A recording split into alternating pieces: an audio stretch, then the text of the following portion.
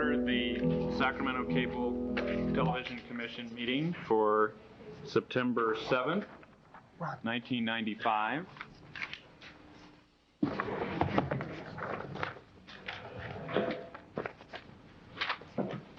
Let me inform you all that I had a conversation last night with the President of the United States, who was in Baltimore for part of the evening, but he had time to speak with me.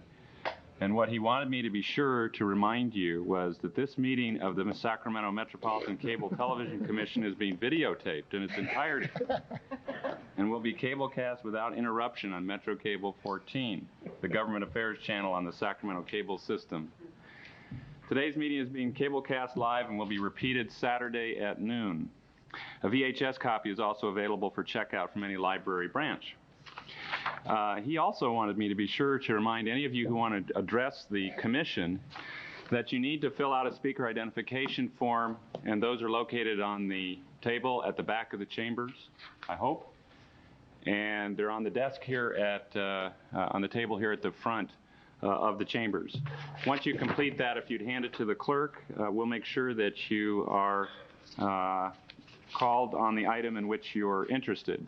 When your name is called, please approach the podium, speak directly into the microphones, but between the two of them, and give us your name so we have it for the record. With that, why don't we call the roll to establish quorum? Cox, Collin, Natoli. Here. Cone. Here. Yee. Here. Waters. Here. Pratt. Here. Dickinson. Here. We have a quorum. All right. Why don't we start with the Pledge of Allegiance? Join me. I pledge allegiance to the flag of the United States of America and to the republic for which it stands, one nation, under God, indivisible, with liberty and justice for all. Oh. Okay.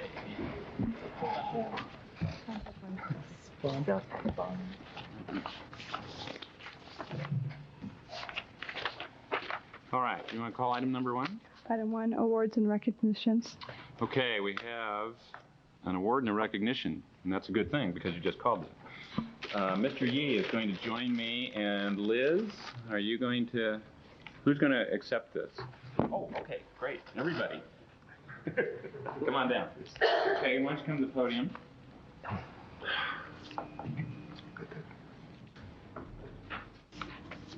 Afternoon. Afternoon. Thank you for coming. Okay, both the Board of Supervisors and the City Council, I'm breaking the first rule. I'm supposed to stand between this and Tom. That's okay. Don't break any rules. Have adopted resolutions recognizing Sacramento Educational Cable Consortium for all its wonderful deeds. And I am going to not read all of this, but I do want to note that this recognition in part is for the Community Communications Award for Outstanding Achievements in Institutional Access for 1995. I'm going to let Mr. Yee supply some of the details of that. And I would note, though, that, of course, SECC is a nonprofit institution dedicated to the community and providing continuing education and distance learning for students from kindergarten through college via cable access. So we concluded, now therefore be it resolved that the Board of Supervisors, on behalf of the citizens of this community, do hereby congratulate SECC, its members and staff, upon the receipt of these two national awards. And further, this board urges Sacramento citizens, the children, and others in our schools to recognize and utilize this outstanding educational resource, passed and adopted August 8, 1995, and it carries the unique distinction of being agreed to by all 5 members of the board. So congratulations. There you go. And Jim, do you want to go ahead? Thank you. Thank you, Chairman Dickinson.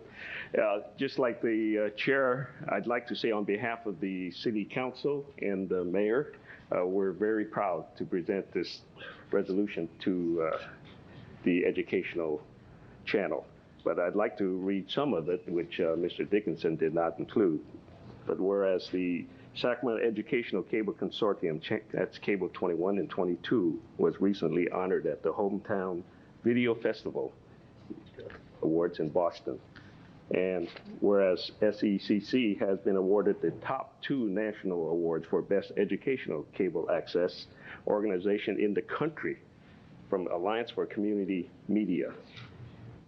And whereas SECC has been honored and awarded this prestigious award 3 times and was awarded the National Community Communications Award for Outstanding Achievements in Institutional Access. Now therefore be it resolved by the Mayor and the Council of the City of Sacramento that we hereby congratulate Sacramento Educational Cable Consortium, its members and staff, upon the receipt of these 2 national awards, urges Sacramento citizens, the children and others in our schools to recognize and utilize this outstanding educational resource. So congratulations to you and your staff. All right.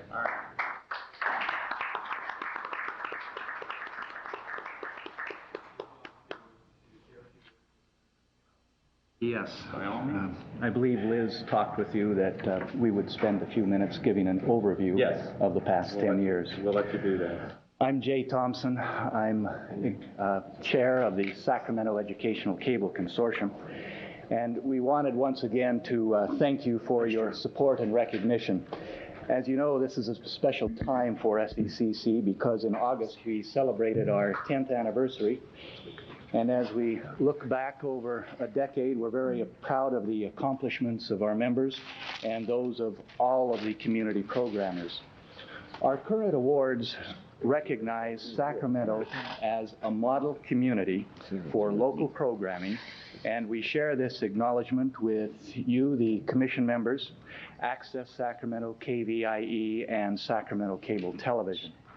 Now today we have 2 guests, Kirk Wicking, who is the Dean of Learning Resources for Sacramento City College, and Penny Manson of the American Lung Association, and student Marie Bowman.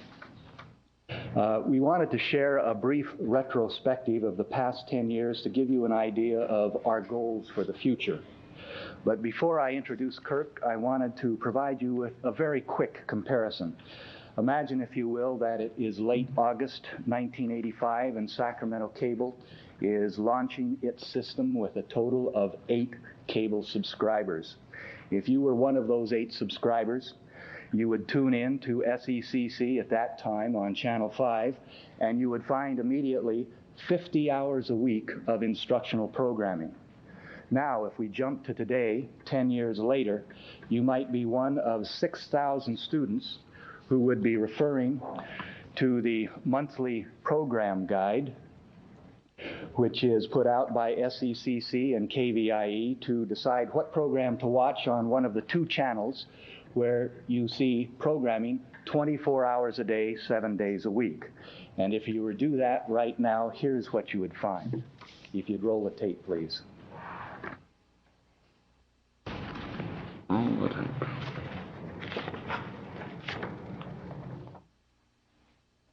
Or float weightlessly in space? Do you yearn to follow the footsteps of famous explorers? Wonder about the mysteries of human origins? Or want to illuminate your path on the superhighway? Explore those possibilities and more when you tune into Educational Cable 21 and 22. Now celebrating its 10th anniversary, the Sacramento Educational Cable Consortium offers more opportunities for personal and professional development than ever before. Viewers of all ages enjoy programming 24 hours a day, 7 days a week in performing arts, international news, NASA TV, skills building, and foreign languages.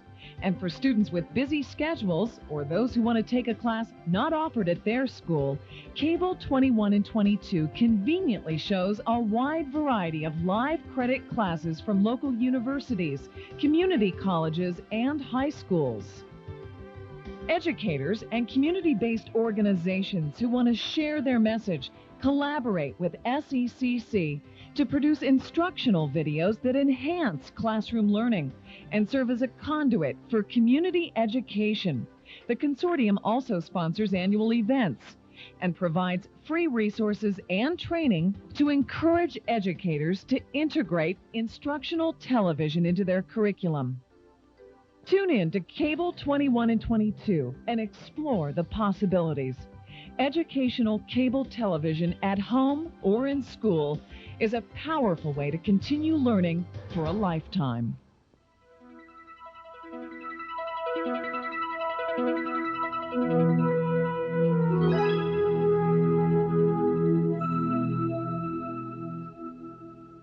Thank you. I'd now like to quickly introduce Kirk Wicking, who's the Dean of Learning Resources at Sacramento City College, who will give an overview of post-secondary education.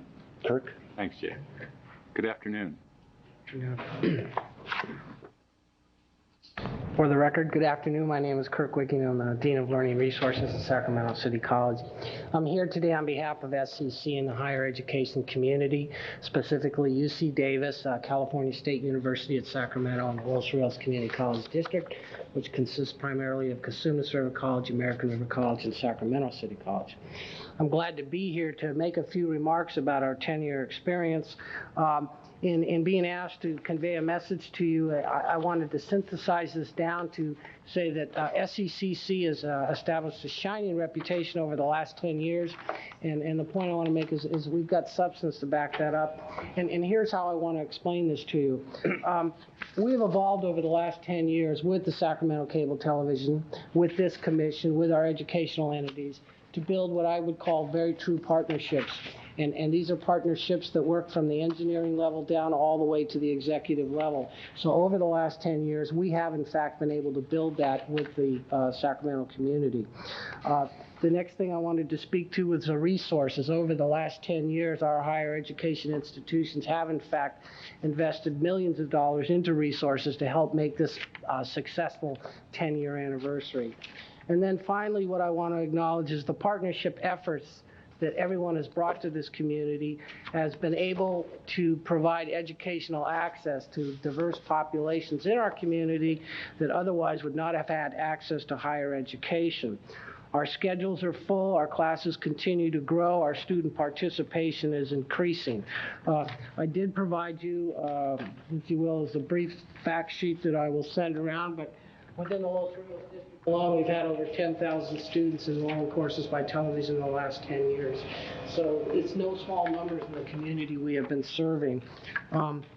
I would like to leave the commission with the fact that we'd like to thank you for those last 10 years of support and tell you how important that has been to you and let you know it's been such a valuable resource to us that we continue to invest in these resources for our educational community. And I thank you. Thank you, Kirk. And finally, I'd like to introduce Penny Manson and a student guest, Marie Bowman, from the American Lung Association. Good afternoon. Good afternoon. As a consultant with the American Lung Association, I have produced 7 TV series which covers 30 TV shows on substance abuse prevention of one form or another. The advantage over prevention filmed, which can cost a school anywhere from $250 up, and local shows which speak to a specific local interest is obvious.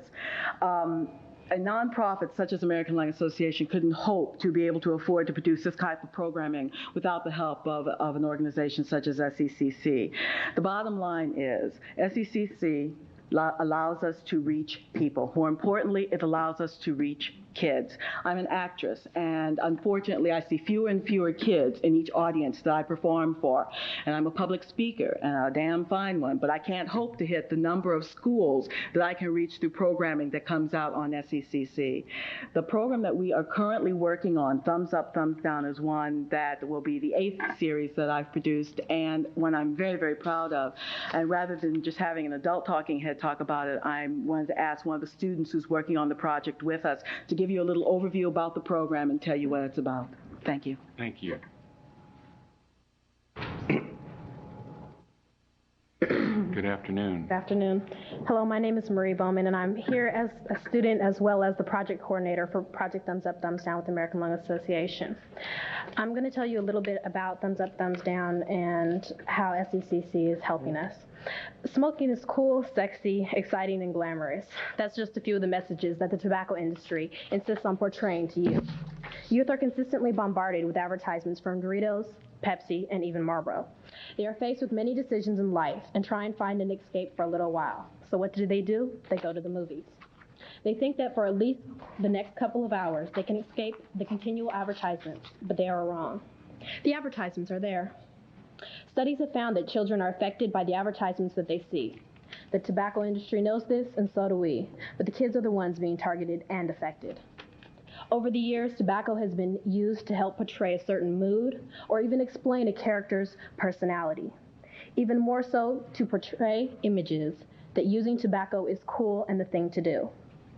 As we all know, this is not something that holds much truth. And this is where Project Thumbs Up, Thumbs Down comes into play.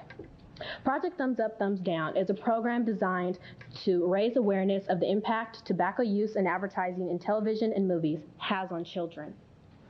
To be able to successfully relay our message, we have to have some foundation for our claim. We are reviewing existing research that evaluates the impact of movies on decision-making by young people, seeking information on the extent of tobacco industry participation in movies, as well as empowering 40 Sacramento area and 10 LA area youth to review movies and television for tobacco content, reaching as far back from the summer of 1995 to current movie and television releases. SECC will be playing an instrumental part in the success of the Project Thumbs Up, Thumbs Down by helping to release the data that is collected through production of a television program that will be aired on channels 21 and 22.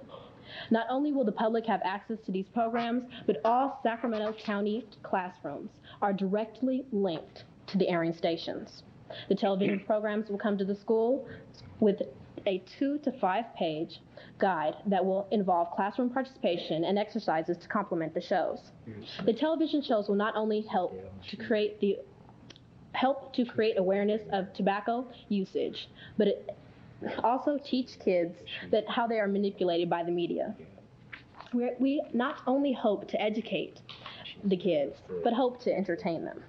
An additional benefit to the shows is, and by participating in the activities and viewing the programs, the classrooms will be helping to fulfill their tobacco use prevention education requirements, their TUPE requirements. The first program, we are happy to say, will be airing Thursday, November 16th from 6 p.m. to 6:30 p.m. on Channel 22. Thank you for your time. Thank you, Marie. Thank you. Jay? In conclusion, we would ask that hopefully you can take a few minutes, find a few minutes, and look at the materials that have been provided for you today.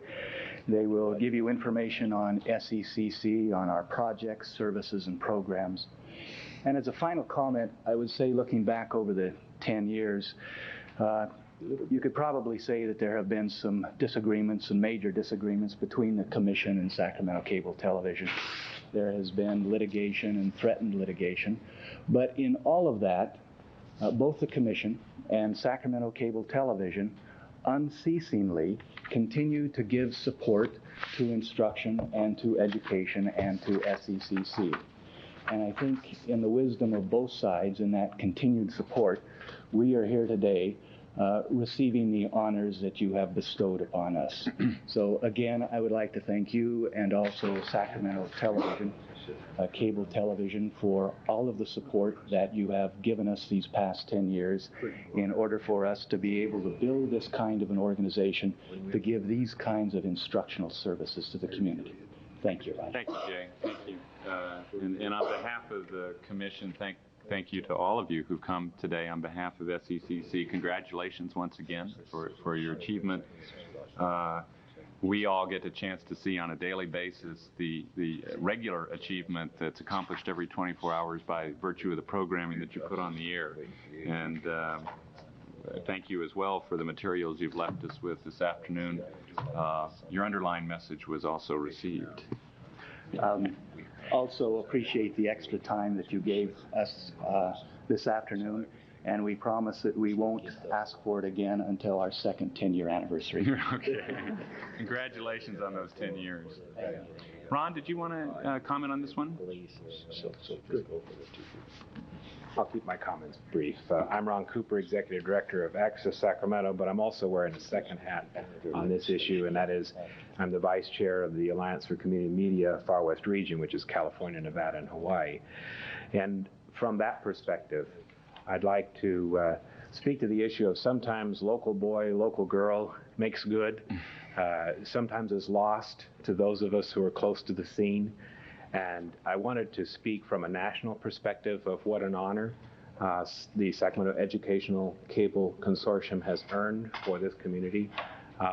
Never in the history, and that's talking 2 decades now, of the Hometown Awards and the Community Communications Awards, has any institutional access organization, which includes government access as well on a national basis, been awarded both these awards in the same year. The Hometown Award is a competitive award. This goes out to cities and is judged at least 2 or 3 different cities and sites and 2 or 3 different occasions. The Overall Excellence Award and Community Communications Award is an award made by the organization in evaluating all those institutional settings, government and education, that have submitted their work to be judged. So this is a particularly distinguished honor that the organization has brought, and speaking on behalf of the Alliance and also as a partner in the local scene at Access Sacramento, we really appreciate their efforts and look forward to continuing to work with them and with the Cable Commission for many years in the future. Thank you, Ron. Thank you, and thanks for putting that in perspective, in larger perspective for us. All right. There's nothing further on this item. Let's go to item 2. Staff status report, legislation. Okay, Rich? Chairman, members, good afternoon. Because several of the following items on today's agenda have to do with the status of federal legislation, I'd like Rich, to I'm sorry. Let me interrupt because we did need to take action on item 1. I thought we were just making the presentations from the city and the county, but I guess we also had a resolution from the commission itself. So I didn't realize that. So if I can forestall you for one moment, we need a motion on. Mr. Chair, I'll make that motion. Second. All right, we have a motion and a second on adoption of the resolution from the commission. All those in favor signify by saying aye. Aye. Those no, and the motion's agreed to, and the resolution is adopted. Mr. Esposito. Good afternoon again. Update on federal legislation to assist you in your deliberations on your other items today. About 6 months ago, February, March, I briefed you on 3 key concepts that I saw forthcoming in federal legislation: convergence, competition, and confusion. I'm happy to say that 2 of those are in place, or at least very, very close. Convergence, I think you've seen in the press, multimedia mergers. That type of convergence of the industries is expected as the policies change in the forthcoming legislation. Competition we'll get to in a second, but that is clearly moving forward as far as federal policy goes. And the confusion will come later. I think you'll find that confusion for consumers, confusions in the industry, and for regulators will follow if and when this legislation is enacted. Randy, if you'd activate the chart, we'll talk a little bit about competition. This is a graph that was presented by one of the consultants in one of the recent trades. The point I want to show here is that while the authority for multi-entities, different telecommunications entities, to compete in each other's business will likely be granted in federal legislation, that means, that means cable television and the phone business, phone and cable television, and more importantly, the power people, the SMUDs and the PG&Es in both. That's what the authority provides. This is a projection by some regarded consultants of where we'll be in 5 years. And the point I want to make is relative to delivery of residential video, 61.5 million. And in terms of percentage, the cable industry delivery will be a bit smaller. But in terms of the total numbers, the projections are that the size of the pie will expand. So there's still a sizable amount of service delivered by the cable industry. You'll see that the projection for 5 years for telephone companies is only 1.8 million. It will take the phone companies a while to upgrade their systems and deploy the video technologies. And this report takes into account the expected mergers that will happen as well. So the competition, the benefits of competition that we see in this legislation is still several years out. DBS is the direct broadcast satellite dish, which I've talked with you before. TVROs are the big home satellite dishes at home. SMAC are the satellite services to multi-unit complexes, and wireless cable is the Pacific West type services we have here in Sacramento. So competition, policy-wise, is close. Competition in reality is still a ways away, at least looking at the next 5 years. I'm going to walk you through the 5 key areas, as it concerns you, I believe, of the federal legislation. The second area that I think is important to understand is that having to do with rate regulation. Here I've done a comparison, and we can take it piece by piece, if you like, of rate regulation proposals now between the House and the Senate. Now, as you recall, when rate regulation was implemented in 1993, there was a distinction between the basic service tier for cable television, that which you regulate, and the enhanced or the cable programming tier. The direction you see is, on the House side, is pretty straightforward. It looks like there may be some residual regulation of the basic service tier. In Sacramento Cable calls that economy basic. That is essentially the off-air service tier. That's the package that you can get most of the stations off the antenna, then replicated, or then augmented by some additional channels.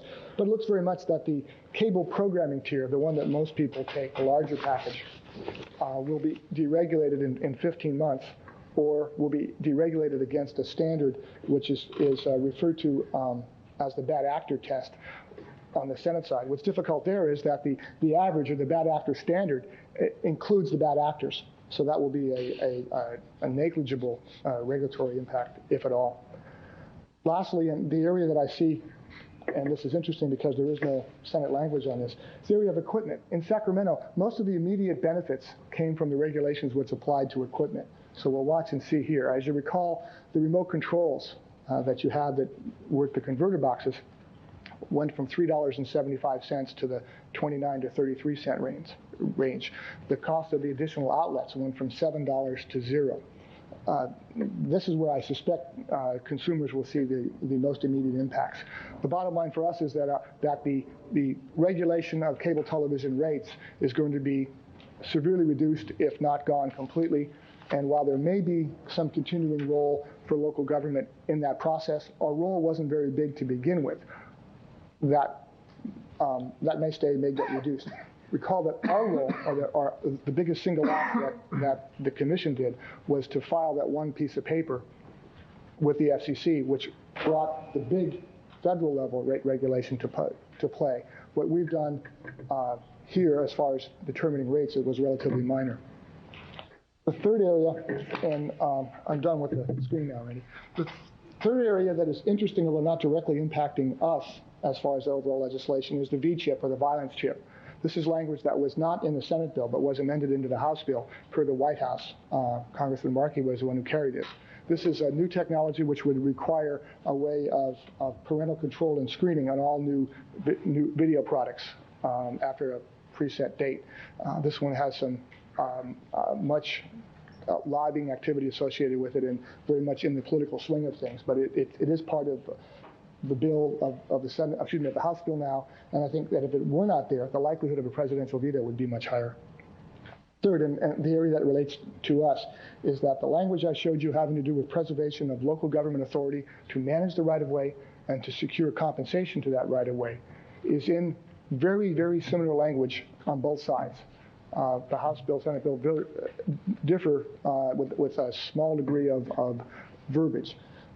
As you pursue your other decisions today, I can say that, having been fairly close to it, and clearly without a guarantee, there's a comfort level of about 75% that the local government language will either be included in a final bill signed by the president, or that if there were to be if there were to be a veto, there would be no change to the local government authority. Some of the basis for that, the local government amendment on the House side passed 338 to 86, with the highest decision of any of the amendments on the House bill that lasted for several weeks. The reasons, or I think part of the reasons why this language has been included, has been a lot of hard work by local government elected officials and staff. We've done something on this legislation that has happened very rarely in focusing attentions in Washington, and that is that the local government entities organize themselves, join a coalition, and focus their efforts and energies. The next aspect of the federal legislation is the process and where we are. As of today, the conference committee has not been designated. Normally, the conference would have been designated the day after the House bill. I understand that the decision by Speaker Gingrich was to not make the designation during the recess so that those individuals could enjoy some respite from the rigors of Congress in Washington. In the meantime, though, the staff has continued working on the language reconciling these two bills. And when the conference committee is appointed, the decisions could move very, very quickly.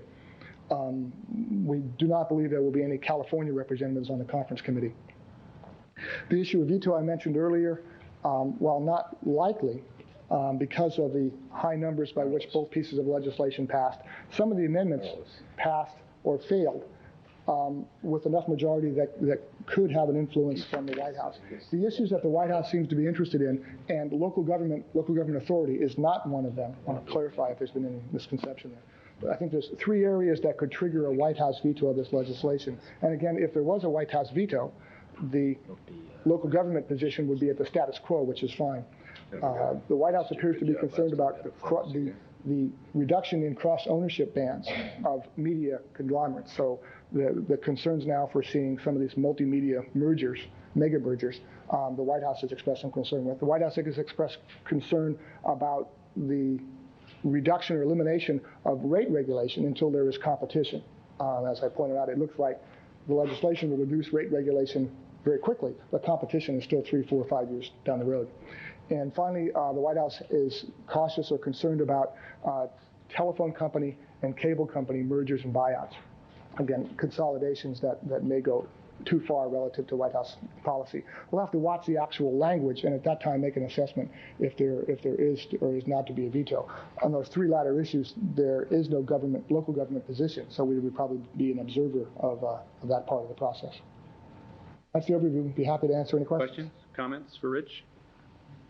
Very thorough, Rich. Thank you.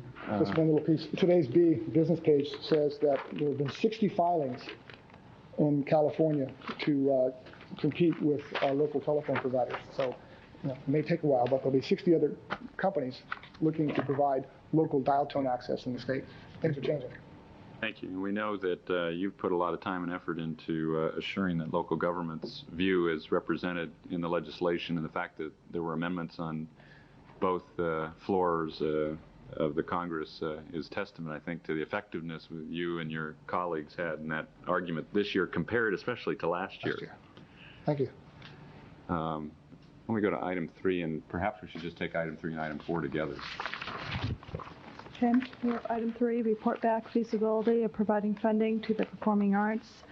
And item 4, cable fund status under various, I'm going to blank, scenarios. Rich, do you want to introduce this? I will. 2 months ago, you asked staff to report back on alternatives on what the Cable Commission could do to provide some support of the performing arts. And with the help of counsel, I could summarize fairly quickly. Your decision-making process as to what you could provide to the performing arts hinges primarily on one factor, and that is, if you were to provide funding, is that project, is that service somehow related to cable television purposes? Is it within the scope of your enabling legislation? I use in the staff report the example that the Cable Commission, even if it had the money, couldn't build the Auburn Dam. You're not empowered to do that. But the Cable Commission could, if it desired, fund the ballet, one of the performing arts, with every penny that it has under its jurisdiction. So your hinge point is essentially the purpose of the funds. And I've provided to you an analysis of alternatives depending on which way you want to go with that. And there are some expeditious alternatives you could utilize if the coordination is there, and one I believe you'll be considering today, which is to return funds to our parental entities. That's one that is clearly available. There are some other ones having to do with initiating or anointing new community programming grantees and or funding the performing arts through existing grantees. Again, the proviso is that the resultant project is one which has something to do with cable television, and I think a subset of that is on your community programming side, has or places programming on the channel.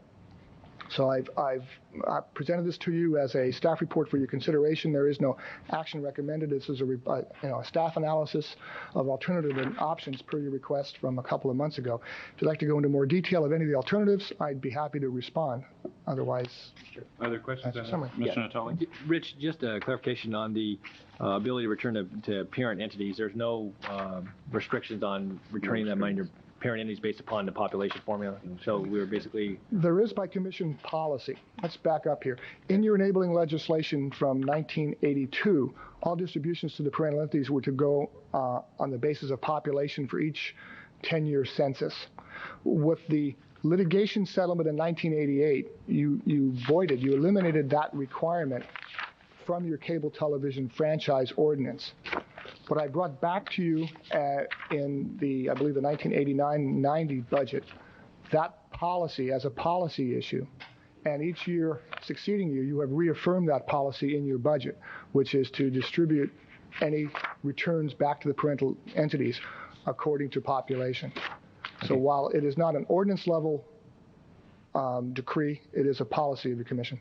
Has there been dollars returned besides lawsuit settlements to out of any reserve funds previously? Not from reserve funds, but when Sacramento Cable, at the end of the hiatus of the settlement, the first 5 years, starting last year, Sacramento Cable started paying settlement fees to the commission. And pursuant to your policy, or pursuant to the budget I've given you, then the policy which followed, 20% of the revenues, in this case $500,000, has been distributed in each of the last 2 years to the parental jurisdictions, according to the population. That is from operating revenues, not from reserve. Okay. Other questions? Mr. Yee. Rich, the question I had has to do with the Cable Commission funding certain projects that may be shown on our cable channels, and that if it were to cost that's cable related, we might be able to fund it.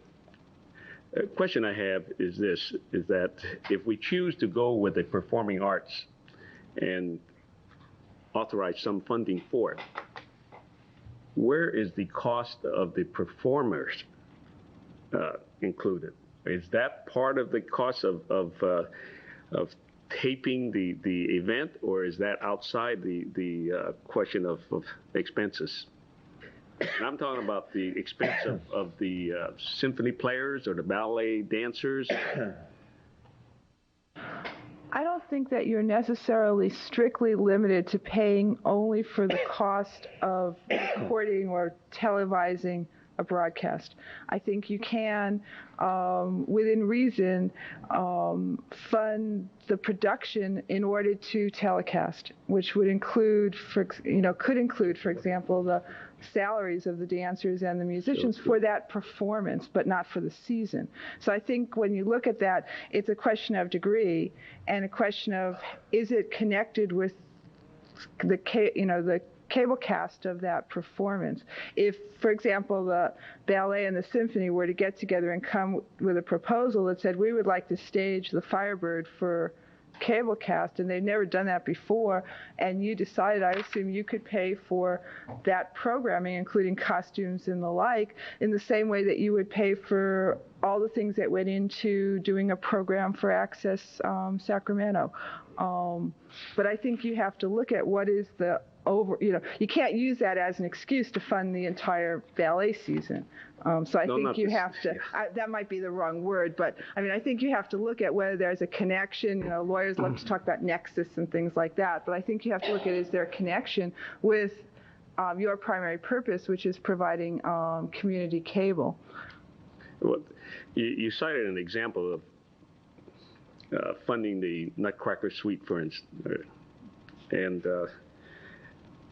the question I have regarding that is, if they go through the performance and tape it while it's being performed live, and then hold it back and delay the cable cast until, say, 2 weeks later, is that legitimate? Yeah. Yes, I believe it is. I think that would be fine. If it was something that was cable cast on the Sacramento system for the Sacramento community. I believe that generally falls within your enabling legislation.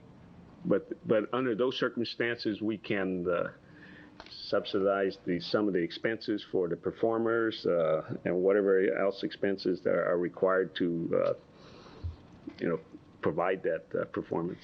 We believe you could. Okay. For that performance. Fine. Thank you. Mr. Collins? Yes, thank you. So to summarize what we can and cannot do, to the extent we decide to disperse funds directly from the Cable Commission, what you have said is there must be some nexus with our purpose and function under ordinance and under our JPA. And so to the extent that we fund a performing art related function, there should be a nexus between those functions and the purpose for which the funds would be used. And certainly you gave one example. So if the symphony were to come and ask for a certain amount of money, say $60,000 to fund certain performances that would be cable cast, that would be within our parameters to do, versus just, as you put, general purpose funding of the symphony or the ballet, but not designating for a cable performance. That's correct. All right. By the same or on the other hand, it's also clear, is it not, that we have authority to send reserve funds back to the parent jurisdictions in accordance with population, and at that point the Cable Commission no longer has any say or parameters on how that money's used. That's correct. That's correct. All right. Thirdly, I heard you say staff was making no recommendation, which I understand, but the board today can vote on disbursement or of some portion or all of the reserve fund, correct? Yeah, staff was making no recommendation relative to funding for the performing arts. All right. That's right. Yeah. Okay. I guess then I'll just throw out for consideration by my fellow board members. First of all, I think it's pretty clear from the attachments in item 4 that the city has already basically taken a vote and decided that we would like to have $500,000 used for the Sacramento START program for schools. And I think that got a lot of coverage and people are well aware of that. And Bill Edgar has made a request that we disperse $250,000 at this point, and then when we're more clear that the federal legislation will go forward without curtailing our ability to receive franchise fees in the future, we could then get the balance. What's not clear from his memo, and I just want to make clear, is there was also a sentiment on the council that we would use some portion remaining for helping the arts, and in particular the ballet and the symphony had come before the city in recent months and before the county to request assistance. So it was our feeling we should use some portion for that as well. I think it's prudent, though, at this point, to only disperse the $250, which is absolutely necessary at this point to get that START program, and then we can give us time between now and our next meeting to figure out exactly. Well, first of all, get more of an indication of what's going to happen with the federal legislation, and then secondly, so we can work out some details on the funding of the performing arts.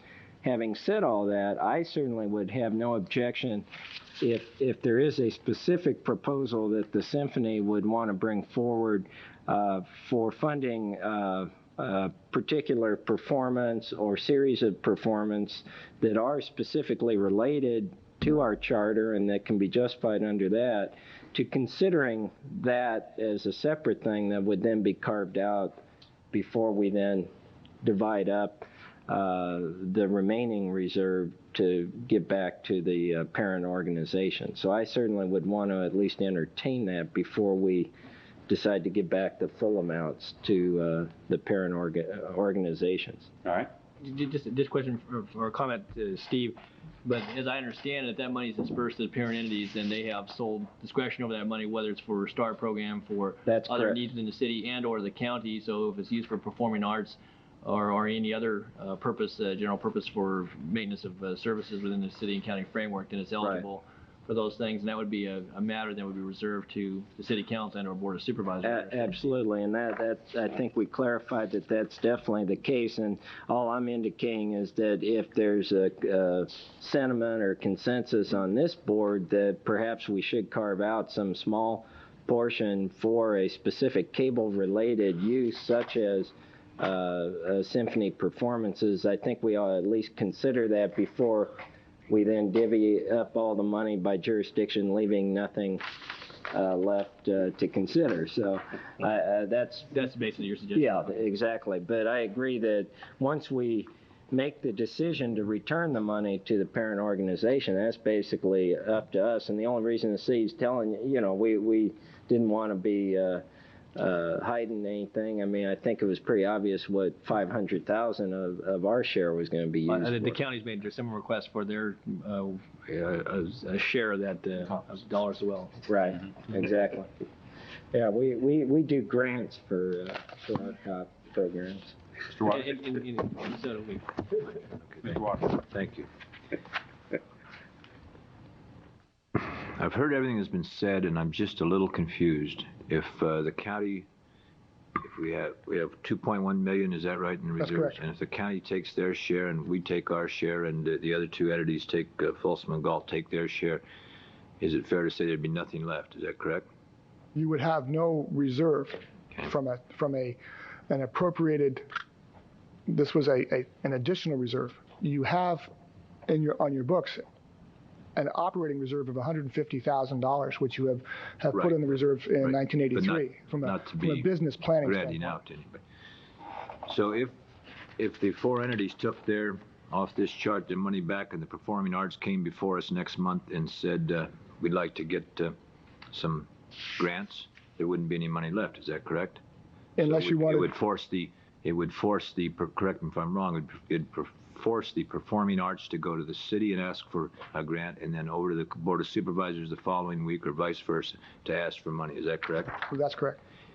And one thing I'm still unclear on: could that performing arts come here and say we'd just like a grant, and it has nothing to do with in front of this body, and has nothing to do with partially broadcasting or anything else? Could it be, or it has to be related to the cable somehow, like we did the voting machine for the city? It's related to the closed circuit television. To the cable cast. Yeah. Okay. The performing arts could ask, but the recommendation of staff and advice of your council would be not to fund that, not to authorize that, if it was not related to cable television. Fine, I understand it now. Thank you.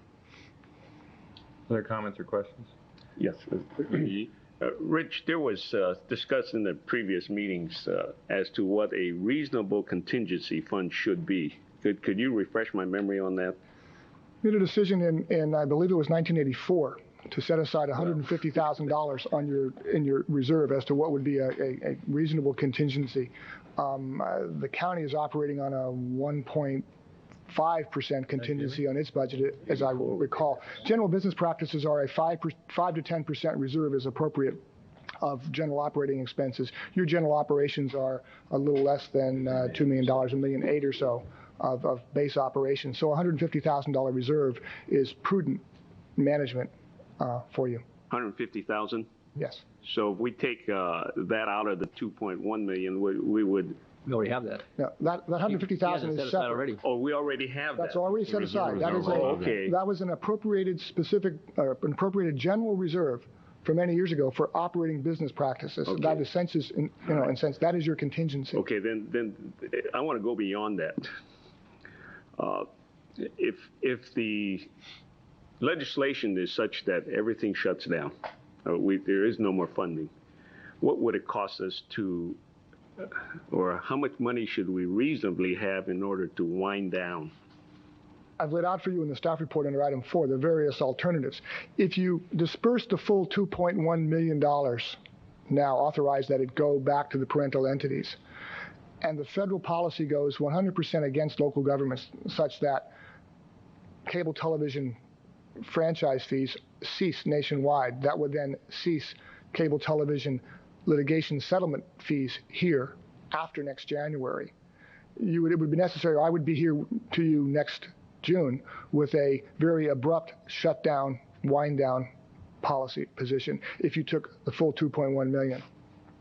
If you took the money, the 1.4 million, that which is necessary to fund the city's request, we would have about 850,000 to begin the next fiscal year, and there would be a relatively smooth wind down of affairs during the 1996-97 fiscal year. I couldn't tell you what day right now. A lot depends on other reserves that the grantees may have and what other trade-offs and constrictions we might make. Yeah, I'm not looking forward to that situation. I'm just trying to find out what the worst scenario is. That is the worst case scenario. Thank you, Rich. Other questions?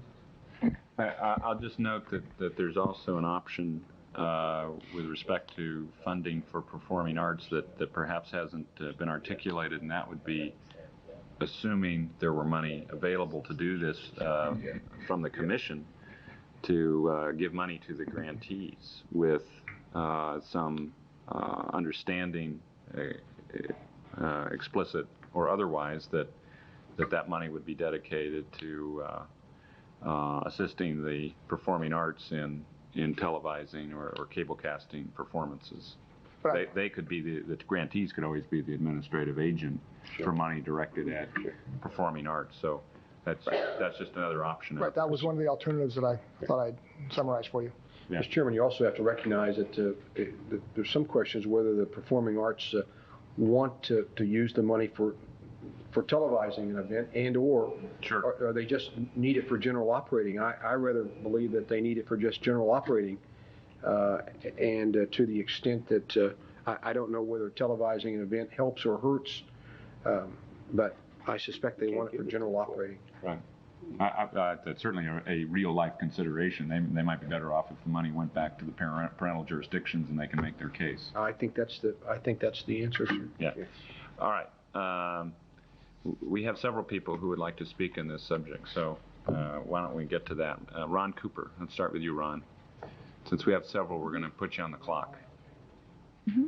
Ron Cooper, Executive Director at Access Sacramento, and I kind of feel like the snowman that was invited in out of the cold to stand before the fire, and appreciate the invitation, but I'm a little concerned about the outcome. There was a letter that was sent to members of the commission from our chair, Bill White, and I have extra copies here. We could pass these down. Anybody didn't have one. Mr. White sends his apologies. He can't be here today and has asked to make sure that the points in our letter were covered, which is, again, based on the initial analysis by your attorney and by Rich on what might be happening in Congress, and the analysis by Ms. Steiner on the performing arts and the funding of it. I do teach producing your cable TV program over at Access Sacramento, and would welcome an opportunity to get together with the Cable Commission as you become programmers, with one caution. As I do in the class, one of the issues that hasn't been brought up yet, in addition to the many other costs of doing performing arts programming in particular, is copyright. When you do a performance, you're paying copyright fees for the rights to use the music, for the rights to use that play, and I'm sure the representatives here from the performing arts can speak to that. It is a very costly process, and we have been in the midst of that for 8 or 9 years now. We've done many, many performances, but particularly with the symphony, it's difficult because of the costs involved. Not just production costs, but for all fees, musician rights, and so forth. However, going to Bill's letter and speaking to that in the second paragraph there, the good news is that you have community-based organizations, community programming organizations, and Access Sacramento, KVIE, the Ed Consortium, and Metro Cable, that for 10 years now have been working with the performing arts and educational communities quite successfully. We recommend inviting input and a collaborative planning effort. We do have expertise over that period of time. We would love to work with you in terms of answering this conundrum. We're also realistic in the funding crisis that the cities and the county are up against, but we want to be a participant if we could. Jumping to the second page, Rich has given an analysis. I'm glad to hear it's so positive, but also look at it the other way. There is a 1 in 4 chance, 1 in 4, that everything will be gone, and that this is a reserve and not a surplus at this point. And I think that's really important to keep in mind, no matter how worthwhile the programs are and how great the need. The question also has to be raised that is it appropriate with a reserve fund to fund one-time projects? What happens if that 1 in 4 chance happens for those programs? And very importantly, in terms of the 10-year track record of the community programming organizations that are serving these communities and many, many others in addition to that. And I see my time is up, so just in conclusion, the question is raised in terms of the constituency of this body, the Cable Commission itself. And no matter how worthwhile the project, no matter how tempting it is, please do consider the community programming organizations as allies, as consultants. We have been there with you in the past, and we appreciate, and we will be there with the future with your invitation. And there is an expertise that we would like to offer. And I conclude my comments. Thank you. Thank you, Ron. Mr. Cohn has a question, but I just want to say I don't read Rich's analysis as being a 1 in 4 chance it will end up with nothing. I read it as being a 3 in 4 chance that there'll be legislation. But if there were no legislation at all, we would be preserved in effect as well. So I'd rate the chances of being preserved either through legislation or through no legislation as better than 3 in 4. Okay. There's still risk. I mean, there is some risk. There's risk as opposed to no risk. As opposed to no risk. Right. My question to you then was, in light of your concerns, if the worst case scenario should occur, are you in support of, or at least not opposing, the proposal that the city manager outlined where we would allocate just 50% of the program costs, I presume whatever the corresponding amounts would be to the other parent organizations, to allow the START program to begin this fall, but withhold the remaining amount until we do clear up what's going on with the federal legislation? That's a very good question, and until I read in the START program and the proposal by the City Council, I was not aware that that was being considered. This letter and the Access Sacramento Board gave due consideration to those documents that were created by your attorney, Harriet Steiner. And the issue that we're trying to emphasize here is the point that already has been discussed of the constituency of the Cable Commission, and that funding be for cable-related purposes, no matter how worthwhile the cause. And as I say, I'm a snowman before the fire, and I do appreciate the trouble and the difficulty and the wonder of funding worthwhile programs. But I would also, when asked, there are many, many worthwhile educational programs that no longer exist. And they don't exist, and I would expect those folks to come in and say, if you're going to start a new program, what about the ones that have been cut back? Was that a yes or a no? We see the position of cable-related funding as very critical and important. Great line. And I'm not familiar with the START program, but as I understand it, it has nothing to do with cable whatsoever. I'll take that as a no. Thank you. Thank you for your comments. I think some of us, while we're concerned about the snowman melting in front of the fire, are more worried about the house burning down. Thanks. Marie Jackson.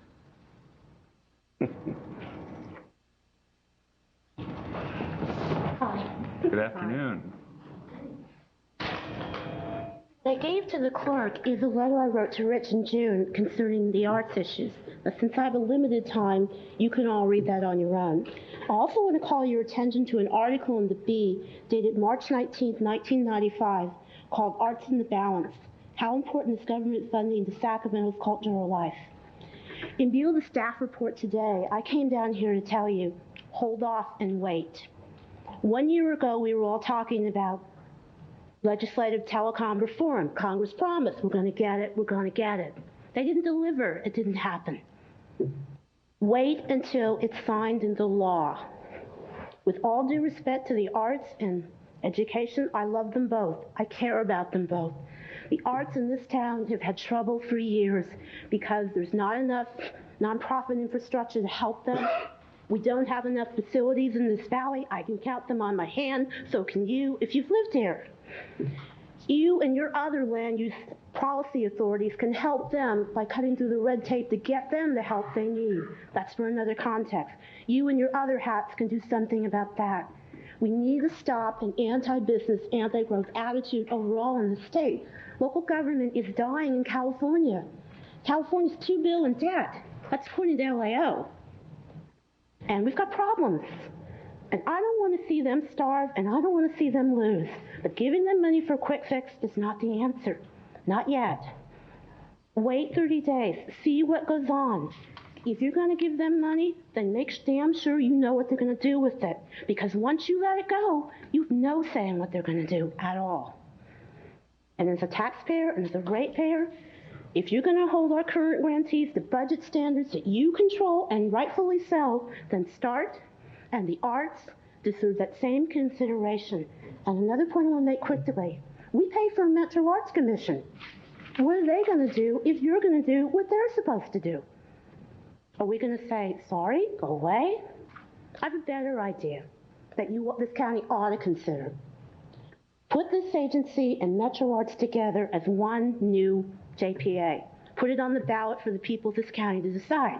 If we want to vote and we want to get the cost of local government down seriously, let's put it to the vote of the people and let's decide by March and November '96.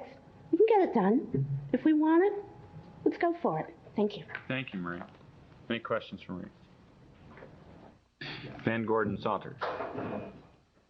Good afternoon.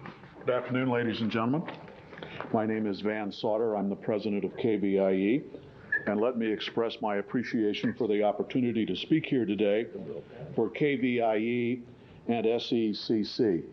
We wish to address items 3 and 4. I will be brief, making 3 points. I hope the conciseness is not interpreted as a lack of conviction on our part of the importance of our positions and the consequence of your decisions to the broad, diverse, and involved audiences we serve.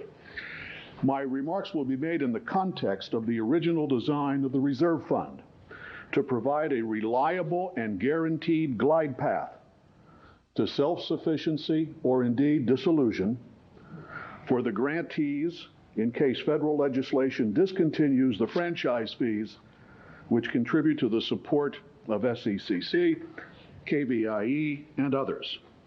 Whether the statistics or the odds are 0, 25, 50, or 100%, I think it's fair to say that they are tangible and understandable apprehensions about any dilution of the funds at this time when there is no resolution of the federal position. 1, we perceive, I hope with justification, that our organizations are valuable and conscientious participants in this community, as indeed we were intended to be. We can hardly discount the urgency of the requests placed upon the Reserve Fund by imperatives of public health, education, and safety, matters that involve the total community. We can't, in good conscience, raise our voices in objection if the Commission gives a measure of the reserve funds to the parental jurisdictions for causes that obviously contribute to the well-being of our neighbors, particularly those in jeopardy. 2, but any drawing down of the reserve fund, even for the most meritorious of purposes, raises a parallel question that must be simultaneously answered by the Cable Commission. Put simply, what obligation does the Commission now feel it bears to the original grantees, particularly at a time when the annual franchise fees are vulnerable to congressional action? The grantees need that question answered. Up to this point, we took at face value your original pledge of funds for a reasonable glide path. As stewards of our organizations, as leaders of endeavors with tens of thousands of community members and beneficiaries, we need to know with some clarity if there has been a devaluation of the Commission's original pledge to the grantees. And if there has indeed been a devaluation, we need to know where we stand so we can take appropriate planning steps within our organizations. 3, we feel an obligation to adamantly oppose any distribution of the reserve fund to cultural organizations other than those television entities originally and specifically designed as beneficiaries of the fund. We think it would be ill-advised for the Cable Commission to, in effect, establish some hierarchical standing of cultural legitimacy in this community. If the Commission thinks these funds should serve a cultural voice, it should send funds to the grantees for that specific broadcast purpose. It is hard to think of anything more divisive to the cultural life of our area than for governmental groups to begin declaring one organization's cultural legitimacy of a higher standing or greater financial entitlement than another's. We think that is an inappropriate role for government.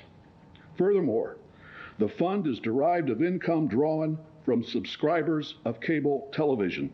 They, the viewers, with their ecumenical tastes and enthusiasms, should be the direct beneficiaries of this money through their television sets.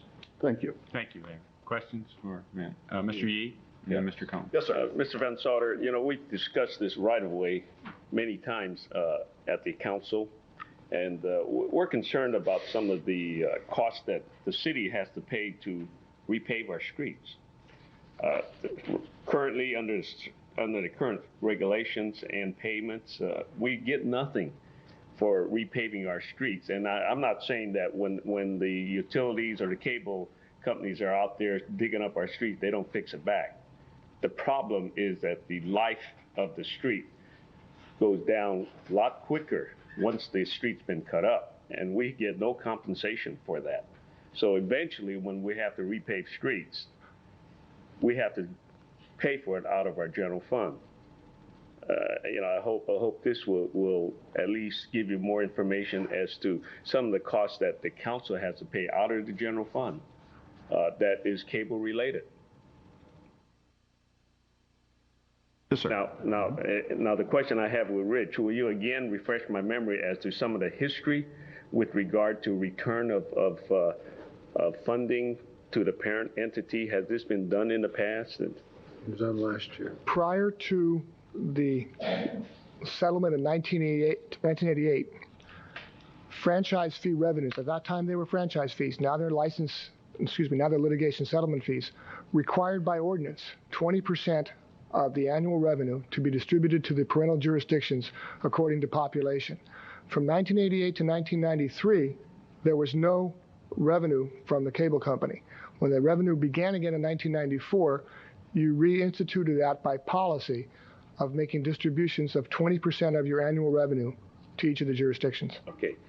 The other point I want to make, of course, is that in the operation of the city, and I don't know how the county works, but we have what you might call franchise fees, and currently we get no franchise fees from the Cable Commission, as I understand it. Do we, Rich? No. The Cable Commission does not pay the city or the county any kind of money for franchise fees, quote unquote. The cable companies in Sacramento pay fees to the commission. To the commission? Yes. Sacramento Cable pays fees pursuant to the litigation settlement fees of $2.5 million a year. Your other franchisee, or licensee, I should say, Cable America, pays in the range of $5,000 to $10,000 per year. They're a new startup. But that's paid to the Cable Commission. It's paid to the Cable Commission, and indirectly now, that is what you have available. The source of the funds that make up your reserve has to do with successful litigation over the last 4 or 5 years, not having to do with cable television fees paid. The reason I say this is because for any business that operates in the city, we look at franchise fees, and right now the city doesn't get any of it. It all goes to the Cable Commission, so that if there's any portion of it that's returned to the parent entity, we can look at it as sort of a in lieu franchise fee. Well, as I like to think I made clear, Mr. Yee, I think it's perfectly understandable in these circumstances that there would be a drawdown of some of these funds. I understand that. For those issues. If indeed it is your decision as a group to draw down those funds beyond what had been held in reserve in the past to provide a glide path, we need to know that. Yes. So we can begin to make adjustments in our own budgets and organizations and personnel rosters to provide what we think is a prudent reserve individually. Right. Mr. Van Sauter, right now I'm not sure that the board or this cable commission is contemplating cutting down any money that we're talking about that we have previously granted the grantees. I don't think that's been in this discussion. Again, our interest here is that there has been, at least in our opinion, in the reserve fund, a capability of, in our opinion, there should be a capability to give these organizations 1 year of a glide path if necessary. All right. That's our wish. It may not be a reasonable wish in your opinion. Yeah. If that is the case, we need to know so we can make those accommodations. And I sympathize with you and that's exactly the reason I asked Rich the question. If everything comes to a complete halt, what would be a reasonable amount that we should have in the contingency fund to have a reasonable transition? That's right. From our point of view, a 1-year capacity would give us an opportunity either to become self-sufficient or to begin to dissolve some of the activities we now engage in. And I believe Mr. Espasto had mentioned somewhere between 4 and 6 months. Under different scenarios, Mr. Yee, there would be no glide path. In the worst case scenario I described earlier, the glide path would be very, very steep and very abrupt. Yes. But the worst case scenario I think we've discussed is very much a worst case scenario. That's with the federal government taking action that's very adverse to local government and removing all fees, right, et cetera. That's correct. Right. So in that case, there isn't much of a glide path. But in the other scenarios, the glide path becomes more and more gradual. Sure. Mr. Cohen? Thank you. Thank you. I'm sorry. Just a moment. Given the firmness of your convictions, I think I'll withhold the question I posed to Mr. Cooper earlier. I think I know the answer. I know the answer. Well, I wouldn't always be certain. I'm not convinced that Mr. Cooper and I always have the same answers to the same questions. No disrespect to Mr. Cooper. But let me just clarify something, and perhaps I should direct this question to Mr. Espasto. The $2.1 million is actually more than 1 year glide path, so to speak, is it not? Our funding for the grantees was refresh my recollection. 1.4. 1.4. We estimate 1.4 to 1.5. Right, so it's actually a little bit more than 1 year. Recognizing that this year you augmented the grantee budgets by about 30%, you did not, in effect, change the base. The baseline is $1,040,000, and we augmented it by almost $400,000. That's what the consideration. So in effect, it's 2 years of the base, or 1.5 times the 1.5 years worth of the augmented budget for the grantees. That's correct. I appreciate the position that you've had, certainly a reasonable position. By the same token, I don't think it's irresponsible of this board if we do return the money to the parent organizations either, because I can tell you right now we have no glide path. We have no parachute, if you will, for some of the other worthy programs, as you put it, that demand funding in this age. And the idea of our having this kind of a reserve fund in the city for other worthwhile uses is really unheard of. It could be argued that it's irresponsible on local government's behalf not to try to use money that's available for some of the purposes that we're talking about using it for. And in fact, we've had to go out and loan or borrow money, I should say, from the federal government and make match of our own through our own funds for things like hiring more police, for example. So it's not as if we're talking about taking this money and frittering it away. And Mr. Cohen, I never meant to imply that. That was certainly not the intent of my remarks.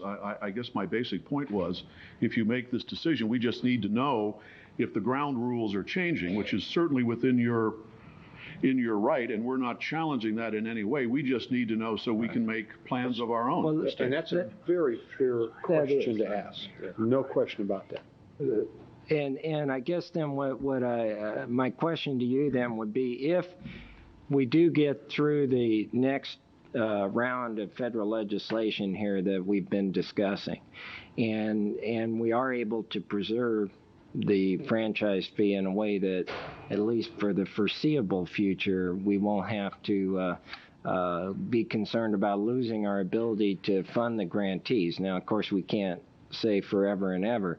Would it still be your position that we should maintain that $2.1 million reserve fund even after that federal legislation is passed? I cannot speak for SECC on this issue, but from my point of view, I would say no. But I would say that I think we should have some understanding as to what steps we would take when we approach the sunset of that bill, in whatever form that sunset may arrive. All right. Thank you. Thank you. Thank you. All right. Councilmember Steinberg, you wish to address us? We'll give you 1 minute. 1 minute? Oh, no, don't do that. Don't do that. That's much too long.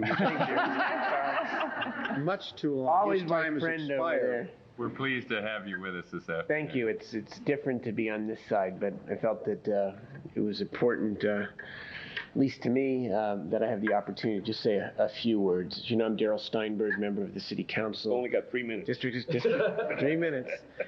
And Steve Cohen really said a lot of what I think I was going to say in his last series of questions. I think the context of this is important. Rich Espasto's memo of August 5th that's in the packet, which basically relates that there's no legal requirement that the cable fees be used for cable purposes, and that the basis, and I'll quote, the basis for requiring payments by cable operators is compensation for use of rights of way. It is not an automatic extraction from subscribers to pay for cable programming or other cable TV related costs. And I do not denigrate in any way the work of the grantees, KVAE, Access Sacramento, very, very important to this community. But I think when you're talking about a reserve of this kind, that it's a matter of comparing need. And when you look at the county's deficit and what it is the county's trying to fund, health and welfare, and what the city is trying to do in the education field, and the opportunity to serve 4,000 children through Sacramento Start who currently are not being served with intensive after-school academic enrichment, arts and recreation, to me, with all due respect, there's no comparison. This is something that we need to do as a city, as an entire community. And I appreciate the needs of the grantees. I also recognize that the grantees, as Mr. Cox stated, are receiving $1.4 million this year, plus a 30% augmentation. 104. That includes the augmentation. Excuse me. And that the needs of the city and county for this reserve outweigh the need to maintain this reserve for purposes of protecting against the worst case scenario. So I appreciate your favorable consideration towards reallocating as much of this money as possible to the city and to the counties. So from the city's end, we can move forward with providing these needed services for our children. Thank you. Any questions for Mr. Steinberg? No, I just want to reiterate with Rich, though, that the reserve that we're talking about is actually litigation reserve, and so it is not franchise fees in that regard. And I just wanted to, from my perspective, that does make a difference.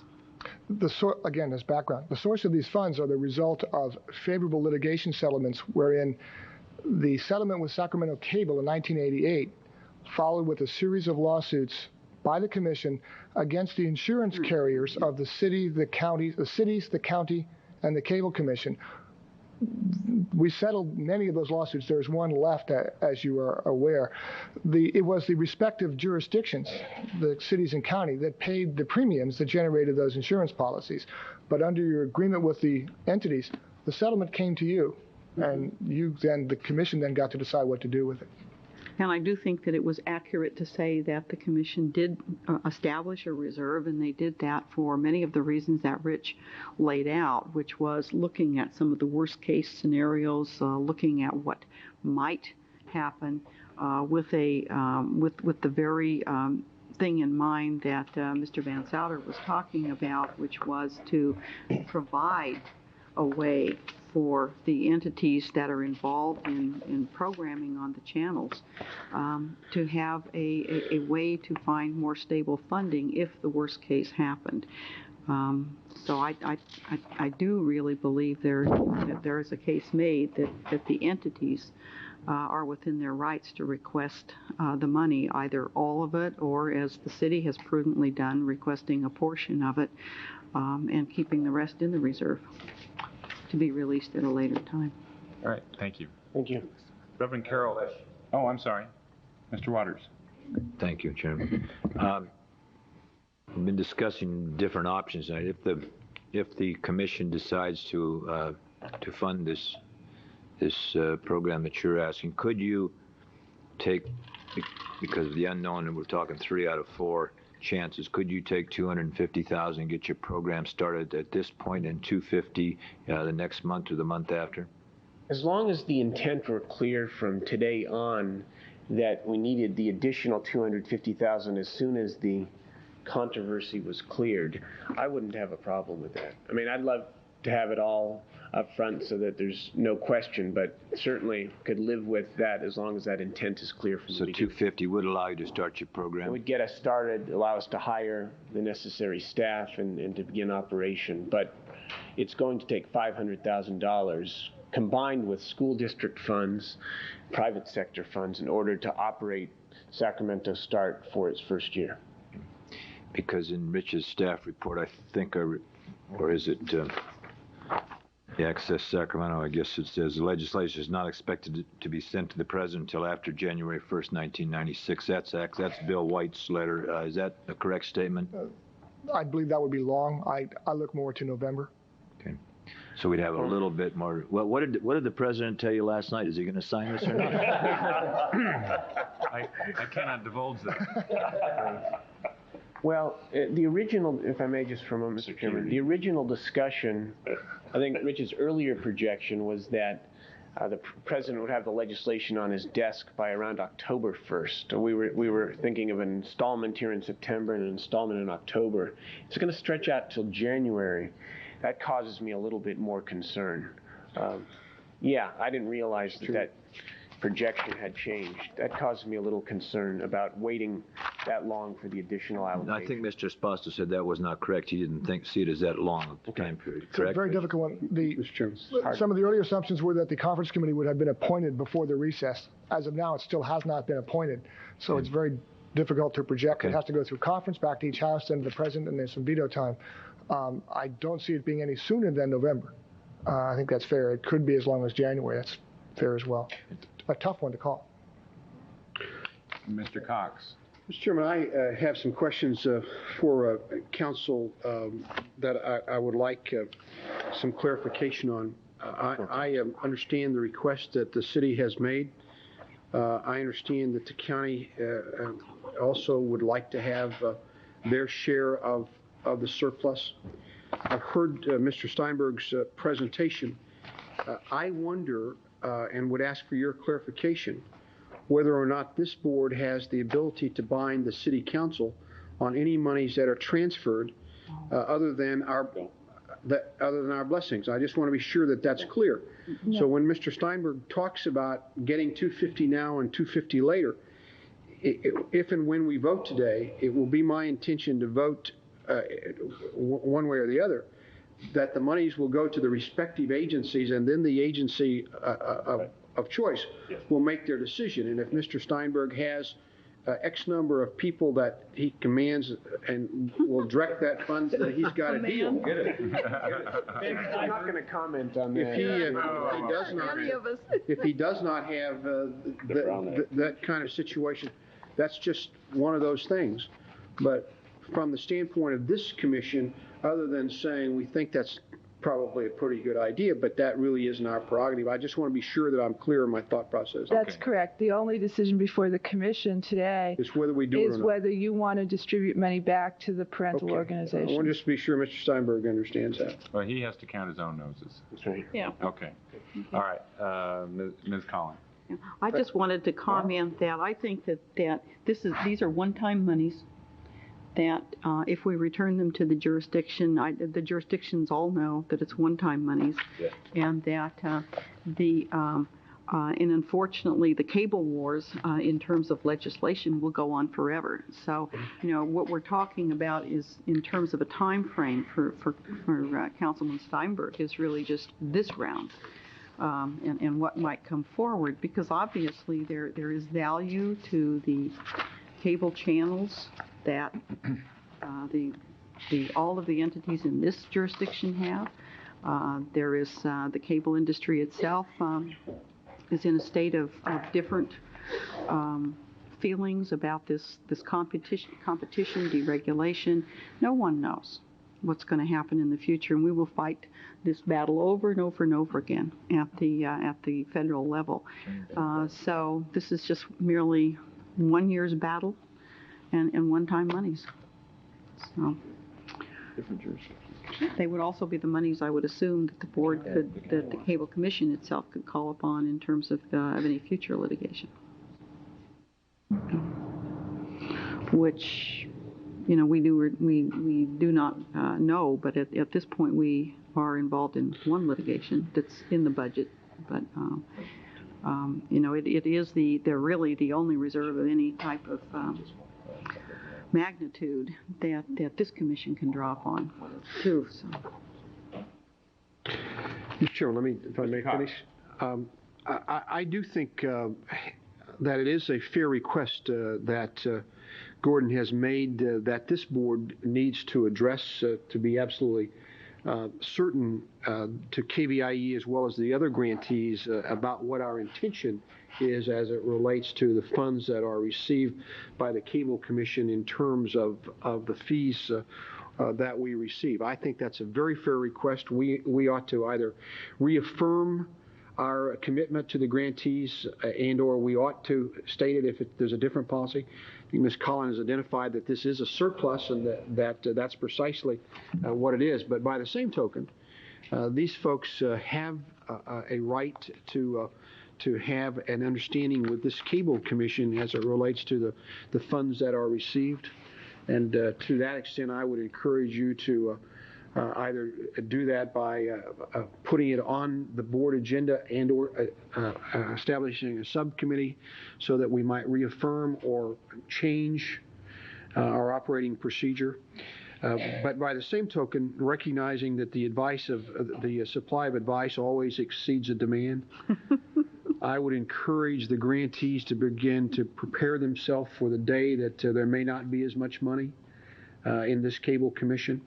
It, by the way, is not just $1.4 million that allows a glide path. It's $2 million because you, in fact, do have a Cable Commission that is running with about $400,000 and some change that if you don't have that $400,000, all of a sudden, as the county turns, no longer appears on Channel 14 on Tuesdays and Thursdays and Thursday and Friday night. There will be a lot of broken hearts, A lot of empty hours to fill up, that's for sure. Okay, I just want you to know it's not $1.4 million, it's $2 million. Let's try to get somewhere to the end of this, and we do have more speakers. Yeah, really. Reverend Carol Carter. Patient, very patient. Please come forward. Actually, Reverend Carter had to leave, and she asked me to speak. Okay. My name's Anne Marie Flores, and we are here in support of asking the Cable Commission to allocate the funds for the Sacramento START program. As I said, my name is Anne Marie, and I'm with Wesley United Methodist Church and Sacramento ACT. I live on 15th Avenue, which is not quite Tahoe Park, not quite Oak Park, and not quite Colonial Heights. And from my description of my neighborhood, I'm sure you can understand why I support this program. As the proposal for Sacramento START states, this program is designed to be a community partnership that addresses a need for a safe, supervised after-school environment for children at schools with academic needs and in neighborhoods vulnerable to gangs and drugs. Mine is one of those neighborhoods. Frequently, I come home from work to find several children playing out in the streets with nothing better to do. This area is bordered by Stockton Boulevard, where prostitution and drugs are in constant view. As many of the children in my neighborhood and the surrounding area are often unsupervised, crime, violence, and graffiti are prevalent. Sacramento START would offer these children a positive alternative to the environment I have previously described. These children would be able to attend the program at Tahoe Elementary School. If you truly want to invest in the future of these children, I strongly urge you to support this program and offer our children a positive alternative to gangs, drugs, and violence. Thank you. Thank you very much. Any questions? Thank you. Reverend Odom? Reverend Odom is here. Good afternoon. Good afternoon to the Commission, and thanks for the privilege of speaking to you. I'm Claude Odom, one of the associate ministers of Antioch Progressive Baptist Church. I'm here to ask you to support the START program by allocating the money back to the city. I think we cleared that. It's not for the START program. It's only back to... I represent Antioch Progressive Baptist Church, which has approximately 1,000 members, and I know the pulse of the members. They would like to have this START program. The program is, the membership consists of both single parent and double parent families, and both families would appreciate it.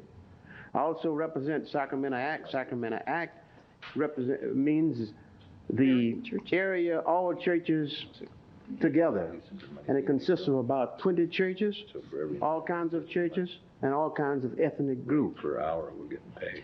I also would like to say this. I have been the recipient of a similar programs to the START program. Years ago, during the Depression, if some of you remember the Depression, I was in elementary school, and I had the privilege of being helped through the WPA. Several times a week, a music teacher would come in after school and teach students the rudiments of music, and that's where I got started. I want you to keep that in mind and let you know that it will help a lot of kids, it will keep them out of trouble, and you will reap many rewards if you're around when they grow up. Thank you. Thank you, Reverend Odom. Any questions for Reverend Odom? Right. No, I guess not. Thank you very much. Those are all the speakers we have signed up. Is there any other? I think she's just bringing that for the person who did speak. Any other members of the public who wish to address the commission on this item? All right. If not, let's see if we can deal with this item. We have a couple issues here. You want to make a motion? All right. I'd be happy to put a motion on the table now. If you want to have discussion first, that's fine too, but perhaps it could center around the motion. My motion is that we adopt a resolution that would disperse back to the parent organizations in proportion to their populations as shown in one of the charts here. You're looking at according to item 4. Right. Which chart? Chart 1 or chart 2? Okay, I'm not going with either chart A or 2 in terms of the amount. This will be chart 3. Chart 3. Which is the same percentages to the parent organizations, but half of the reserve account. In other words, one. I'm sorry, hang on just a second. Not half the reserve account because we want to leave some balance in there. Just a moment. We have a, we're trying to make a joint motion. Isn't it 1.5 million? Half of the 1.5? This is no different city. You guys are going to try and railroad Could we something. get- At least get the engine built before you get here. Let me, Roger, Yes, Ms. Collins.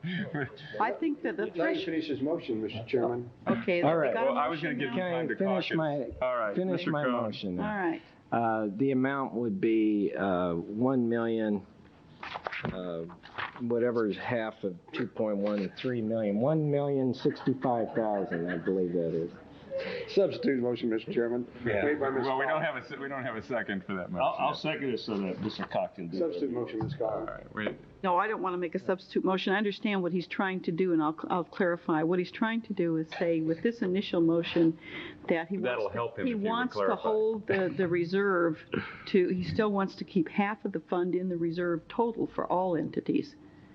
That's correct until we know what's going to happen with the federal legislation. Right. So the motion would take half of the reserve fund, disperse back in according to populations, keep the remaining half till we know what's going to happen with the rest Well, can we set a time that- limit on that? Because I would assume that Councilman Steinberg has expressed some concern, which I assume is going to be the concern of the City Council. I know that the Board of Supervisors will have the same kind of concern within about 3 weeks themselves. What if we were to come to revisit that other half in October at our next meeting? Well, let's just understand what's on the table. What's on the table is a motion to return to the parental jurisdictions in accordance with their population by percentage, $1,065,110. Is that correct? That's correct. All right, which means that would allocate to the city, for example, more than $250,000. That's correct. I can't do that. I mean, Mr. Chairman, substitute motion. all right, just one moment, Mr. Cox, and I recognize you. I just wanted, so that everyone understands, it would be more than the 250 for the city, which has been the incremental request there. It would be obviously less than the 1.2 million that the county has identified as a potential source for programs that it deems worthy as well. Mr. Cox. Mr. Chairman, move to substitute motion to distribute the surplus based upon the formula. The 2.1 in its entirety? In its entirety, sir. All right. Is there a second to that motion? I would second the motion, but I'd like to speak to both the previous motion and the motion as well.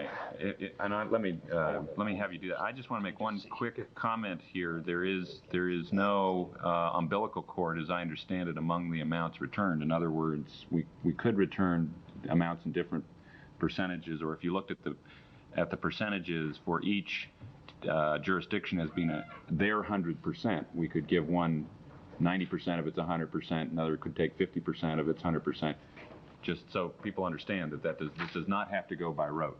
All right. It's a threshold issue. Mr. Natoli. Yeah, I wanted to speak actually to the prior motion, but I think with the substitute motion on the floor, I'd like to speak to them for just a moment.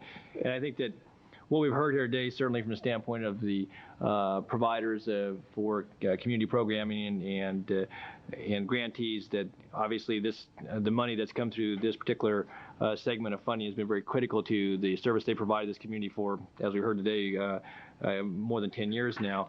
And also, though, as we look at some of the situations, I think Mr. Souter referenced it in his comments, and there's been some other discussion here today, and that is just the needs both within the city and county for services. I think that if put on the table together would certainly shake out on a priority basis. I think some of those are law enforcement, health and human services, and so forth, and not to in any way discredit the great work and the successes that have been achieved in the cable programming over the past 10 years. And I do, though, feel that in all frankness, as we considered our budget over the past 2 weeks, that one of the things we looked at in trying to deal with some of the severe issues related to providing services to the Sacramento community as a whole, not only cable subscribers, but certainly constituents on many levels. Excuse me, Mr. Yee and Ms. Cohen. Excuse me. Just so I can finish, okay? Yes. That I think has been very, very, very apparent to those of us as members of the board, but I think to the members of the community as well, that those critical needs, some of the programs that we were able to keep in place depended upon some one-time monies, and there again, we'll probably revisit many of those issues again next year. But I do think it's important that, with reference to the motion here before us, that the money that's here could serve those purposes. I think it's a prudent thing to do. There again, I think we're probably going to have some people before us today, they're going to be concerned about the action, but I do think that it's important that from the county standpoint and the good of many programs that we provide to have that money put in the county thing. All right. Mr. Waters. Thank you, Mr. Chairman. I think what I'm hearing Mr. Natoli and Mr. Cox say is that they would like their 1.294 today because there's a need for it in their budget. However, from the city side, we've heard Mr. Steinberg say that he could live with $250,000 now. So I think it'd be prudent that we leave the rest of our money in because the city has no need for it at this point until next month when we may have a little better handle on this situation. Okay. All right. So that's a third suggestion. Well, that's not how I interpreted what Mr. Cox's motion was. That wasn't his motion. That was a comment. It was just a comment. No. The motion is to return all the money. No, I understood, and I want to clarify. Distribute it, yeah. Which is I'm not talking about the 150,000 operating surplus. I'm talking about the fund that's remaining as it relates to on the litigation fund, which I believe is 2.1 million. 2.1 million. That would generate to the by population based upon graph chart one under item 4. Gets 1.294 to the unincorporated city of Sacramento, 756,000. City of Folsom, 61,000. City of Galt, 18,000 for a total of 2 million. What chart are you looking at, Mr. Cox? Chart 1 under item 4. All right. Further comments, Mr. Pratt. I'm sorry.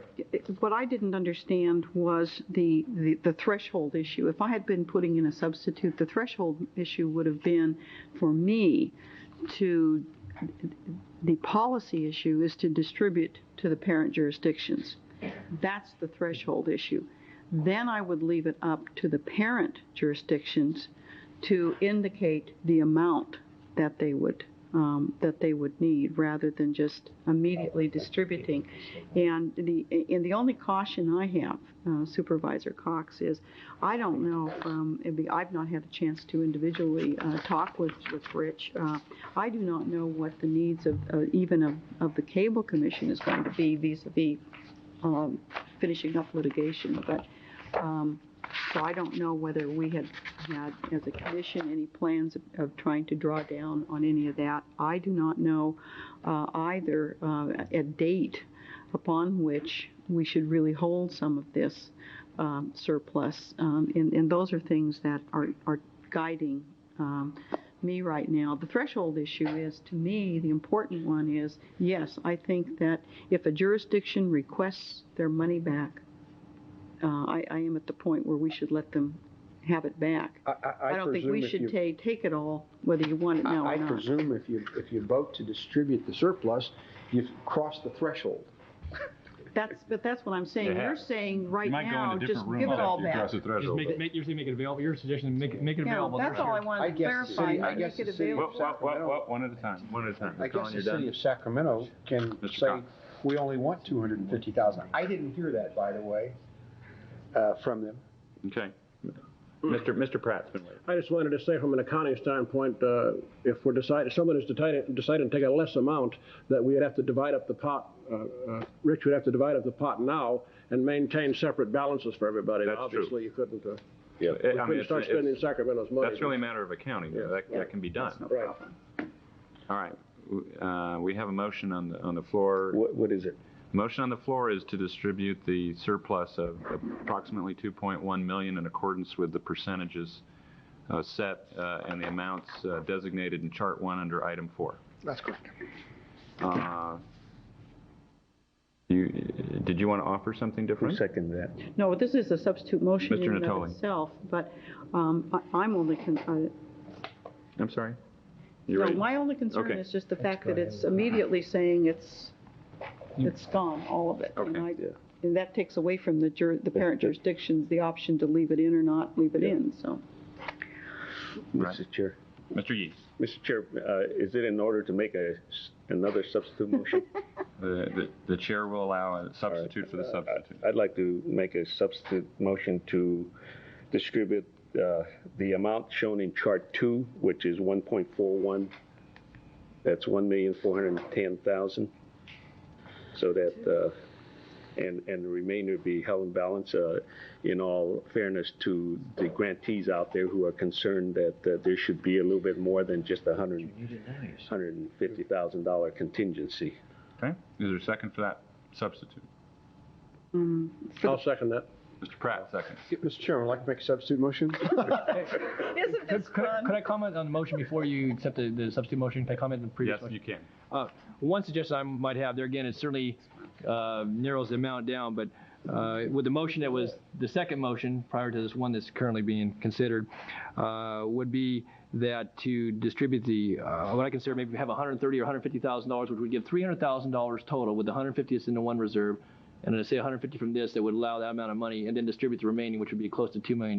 And I think that might be, if you're concerned, Jimmy, to your motion, regarding having some additional, in addition to the operating reserve, to have some additional money, which would leave, that would allow for $2 million in distribution. So I just want to offer that, and Mr. Cox has got the floor. But Mr. Chairman, move to make a substitute motion.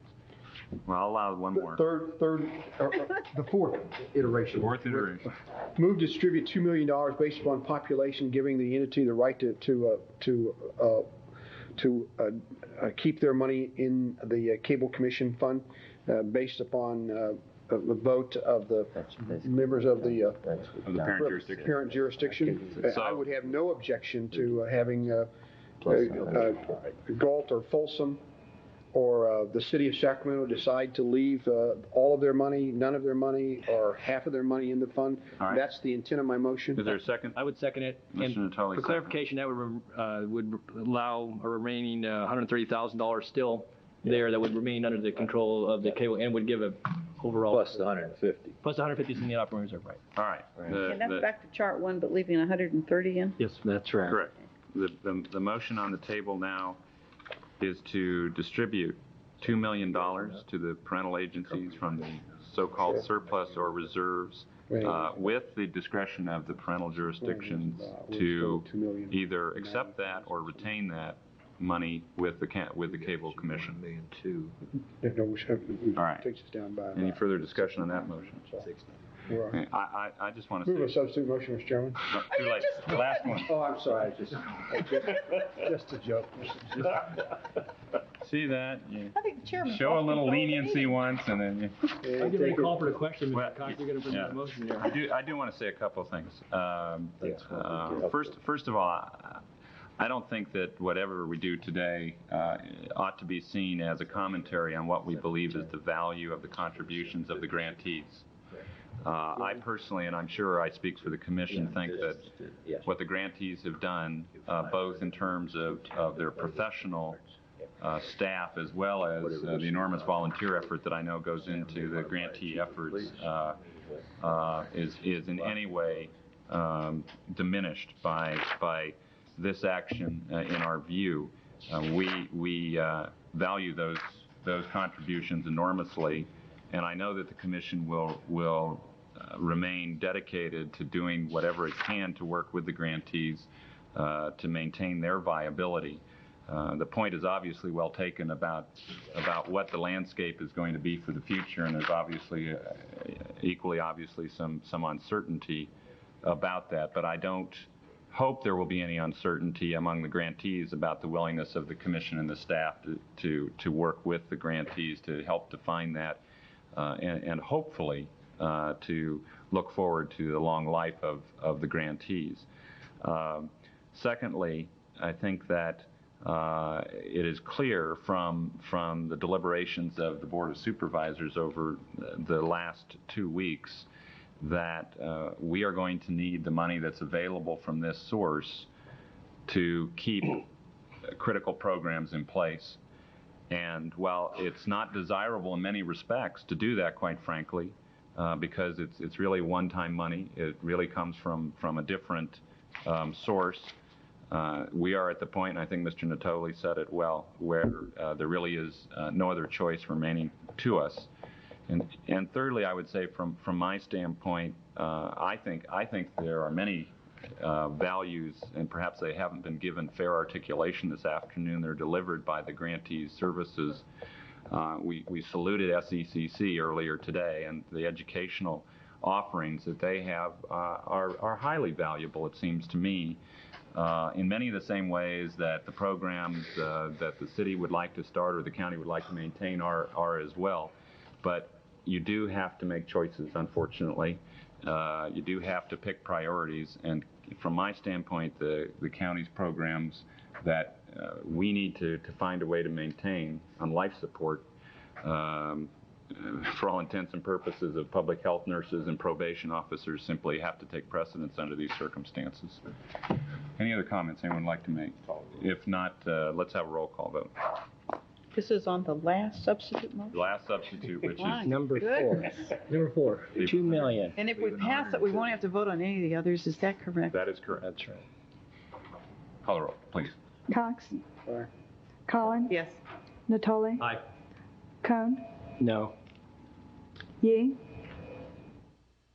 Yeah. Yes. well, no. Waters? Yes. Pratt? Yes. Dickinson? Aye. Motion carries. All right, motion is agreed to. All right, item 5. And I want to remind the members we have an executive session. We have franchise licensee general status presentations. Mr. Vowell, are you going to? Any? Sorry, Oh, it's Mr. Vick. I'm sorry. You said no, I said no. Okay, thanks. Dave McVicker, are you going to start and then Ruth? Or Ruth and then Dave? Okay, come on down. What? See ya. I got a neighborhood meeting too. They haven't gotten it up yet. I don't want to cramp your style, but we're running over time here. All right, I will be short and quite concise. Thanks. Good afternoon. Pleasure seeing everyone once again. I hope you enjoyed the time away from these proceedings. Refreshed, so we'll be productive and concise today. Relative to the agenda item I'm about to talk about is the outages. I'd like to say that our review of our respective upgrade does not reveal to us that we are having an undue amount of outages calls directly to our plant. We have had a number of outages that you probably are aware of based on acts of sabotage during the course of August. And in turn, we are, over the last week or so, suffering in trying to regain our composure and our ability to make those calls to the subscribers in which to bring our respective service and customer service in check once again. To give you a case in point, we suffered quite a bit of damage relative to 7 fiber cables being cut in 4 locations throughout our plant. And this was, unfortunately, at the eve of the pay-per-view event of the Tyson fight. I must compliment our field crew and our employees in as much as we put 30 additional people into the field. And I think the commissioners, I know myself as the director of operations, was not only proud to be a member of that crew, but also amazed at their joint effort in maintaining and putting the service back online so that those subscribers at the latter part of the day that would have missed the fight had they not worked in unison and throughout the course of the day away from their families, then in turn would not have been able to bring that service back to light. Relative to what we are seeing is that, needless to say, with the advent of the higher temperatures, we are suffering quite a bit from smud outages, and in turn, the respective outages that we have seen in July, that has been a major culprit relative to our outage numbers. The reason I am quite reassured as it is that the new construction and rebuild efforts are not playing a large part to our major outages are due to the fact that we began our upgrade of our plant on June 26th, which a minimal amount of interruption of approximately 150 homes, and in turn we have moved progressively in through July, and that the hub that we began with, as you'll recall from the letter that was sent to you in August, was in Hub 0, which is our downtown hub, and that we are seeing that throughout the course of July that hub does not appear to have any additional extraneous outages as a result of that upgrade proceedings. These respective statistics are offered to you today as a reporting that we are very cognizant. We are trying to be very proactive in our efforts to maintain high standards of quality service to our customers and to the community we serve.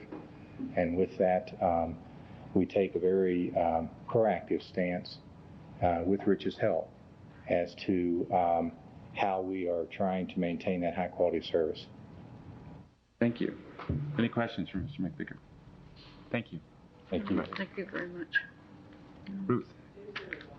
Oh, okay. Yeah. All right. We'll let you off the hook then, huh? It's too bad about the Sabbath. Item 6. Grantee status reports.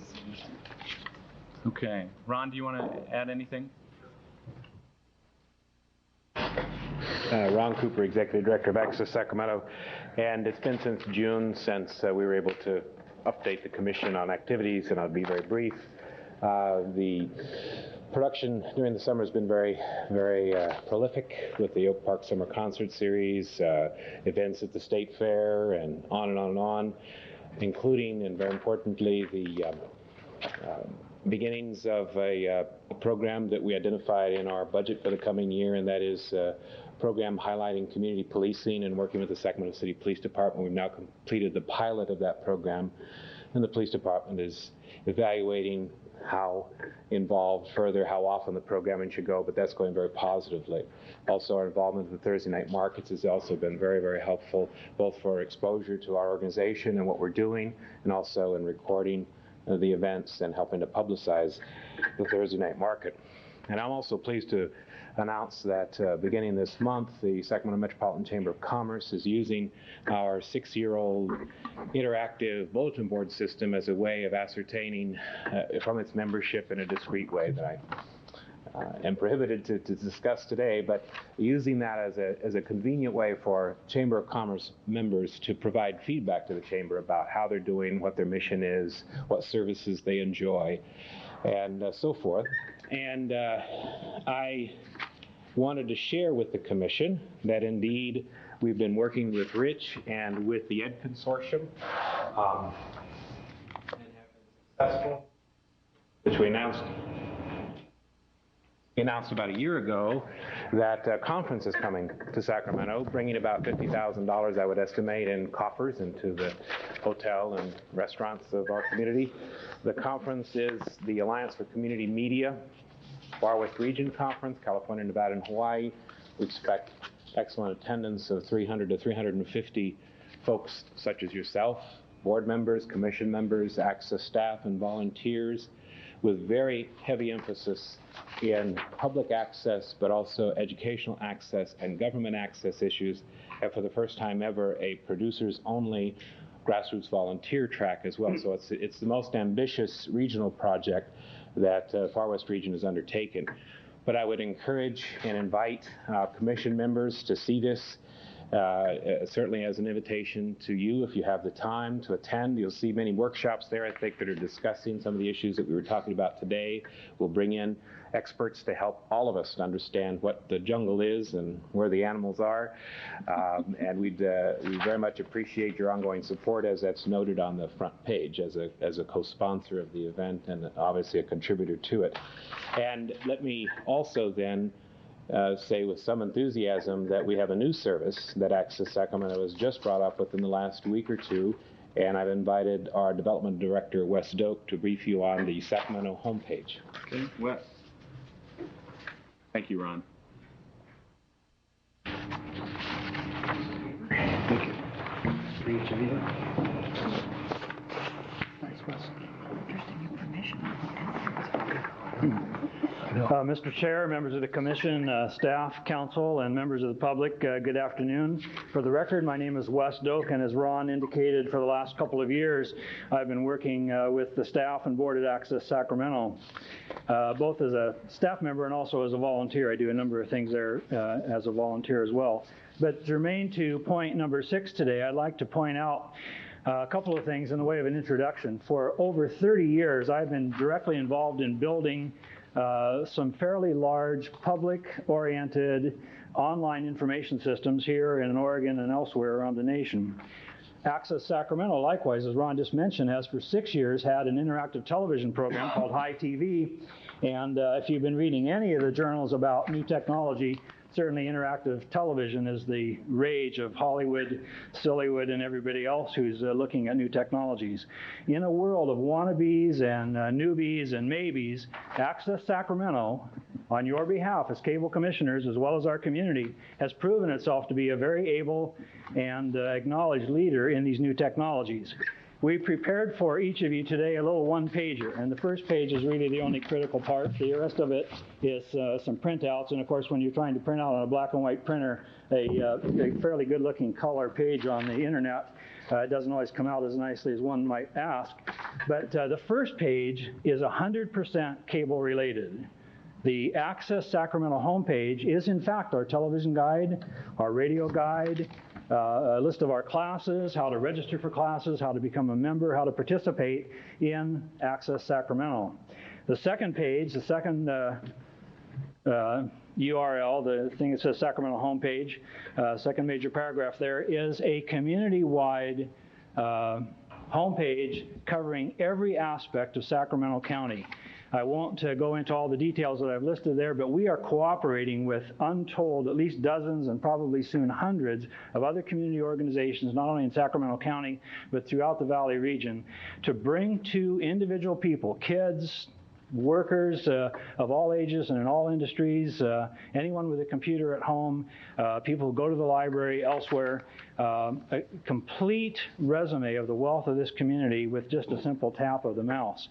And rather than go further into the details of it, I'd like to offer an opportunity, if you have questions now or at any other time, you can get a hold of us through our addresses there, and close this introduction by simply saying that if at any time the Cable Commission would like to have its own homepage, or if you would like us to help develop them for other channels that you administer, we would at least like to bid on that process. We think we could do an excellent job for you and do it very inexpensively. I thank you for your time, and I'd like to take any questions if you have any. Thank you, Wes. Thank you. Mr. Cohn.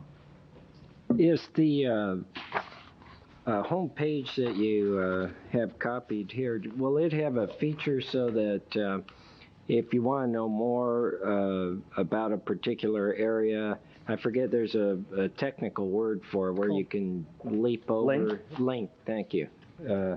Where you can push your button on your mouse and go into that area, or will this be isolated?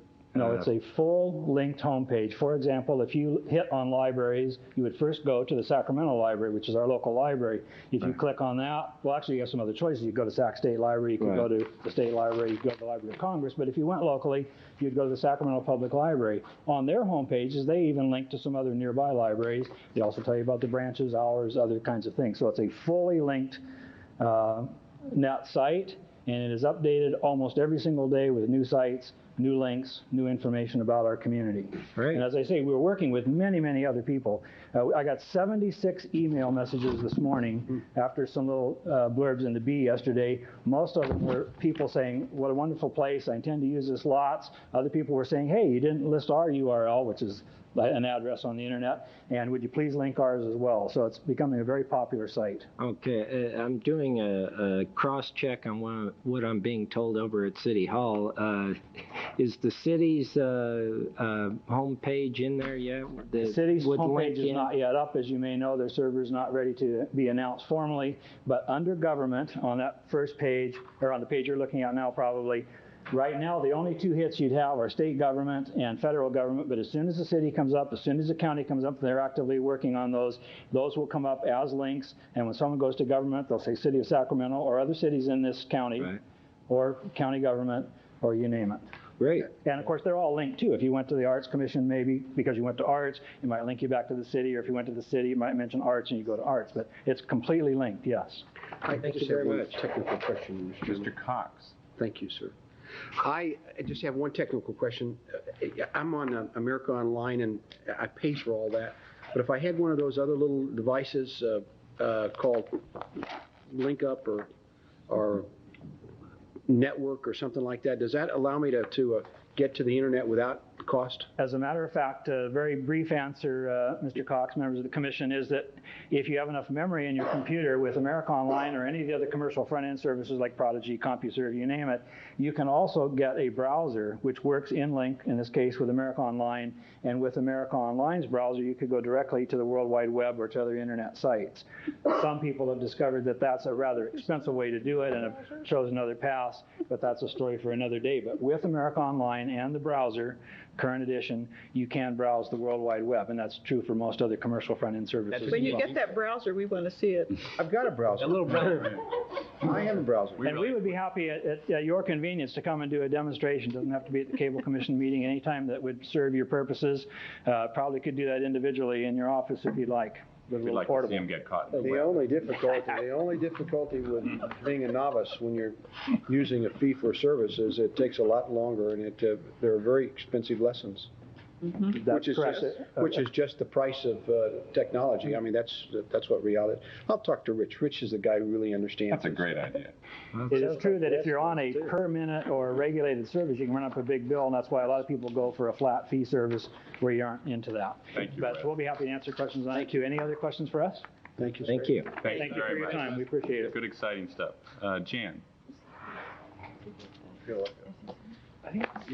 Good afternoon, Jan.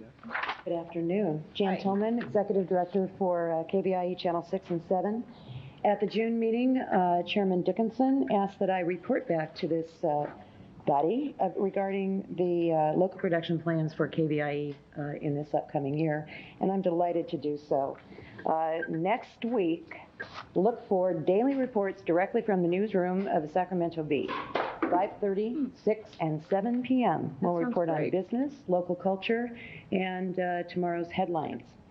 In October, we are in a collaboration with a local filmmaker, Nathan Kaufman, and we'll be bringing to you high school football, Grant versus NU, the rivalry.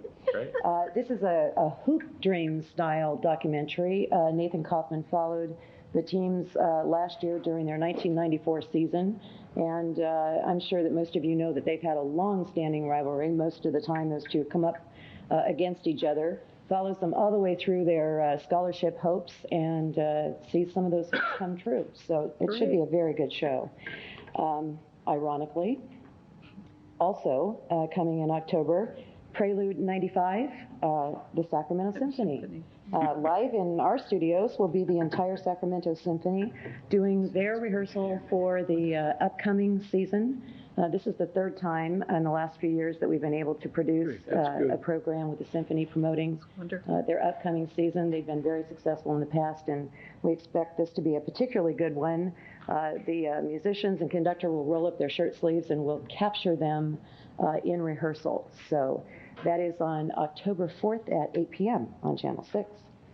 Coming in November, we have Festival of New American Music in cooperation with CSUS and Flood Watch, Damn It or Not. That will be a controversial program we'll enjoy doing for you. And then in November, our most ambitious project yet, we are launching a daily public affairs and information series. Monday through Thursday at 6:30 p.m. The programming will be locally focused, and on Friday night we will be doing Capitol Reports. So trying it again. On Friday night, 6:30 p.m. Capitol Reports. So we're really looking forward to that. Those are the local programs that we've got in the works and coming up very soon. We also have a number of projects that we are working on in development at this time. 2 statewide projects. One is on California agriculture, which is in fact a very, very important and believe it or not, I have been converted, exciting topic. And we think that we can give it a treatment that's going to make it interesting to our viewers, and that will be distributed statewide. We are also looking at doing a California outdoor series. So we've got a lot of projects in the works, and we're looking forward to some great shows. Great. Thank you for that report, Jan. It You're sounds like some welcome. exciting stuff. Yeah. Can I make a couple of comments? No. I just want to, I want to thank, Yes, Isla? I want to thank KBIE, and it's because it's probably the only channel I really ever get to watch, but I can't remember whether I see it on 6 or 7, because we switch back and forth between those two, depending on the program, and I really want to thank you also for all the recognition you've given to the Junior Symphony, because I think that they represented this area in an international competition, and you've been just absolutely wonderful in the type of promotions that you've given those young people who really, came in second in an international competition. So I think that's great. And the one that I'm still waiting to, and hopefully we'll see, is the one that you did locally on Sacramento.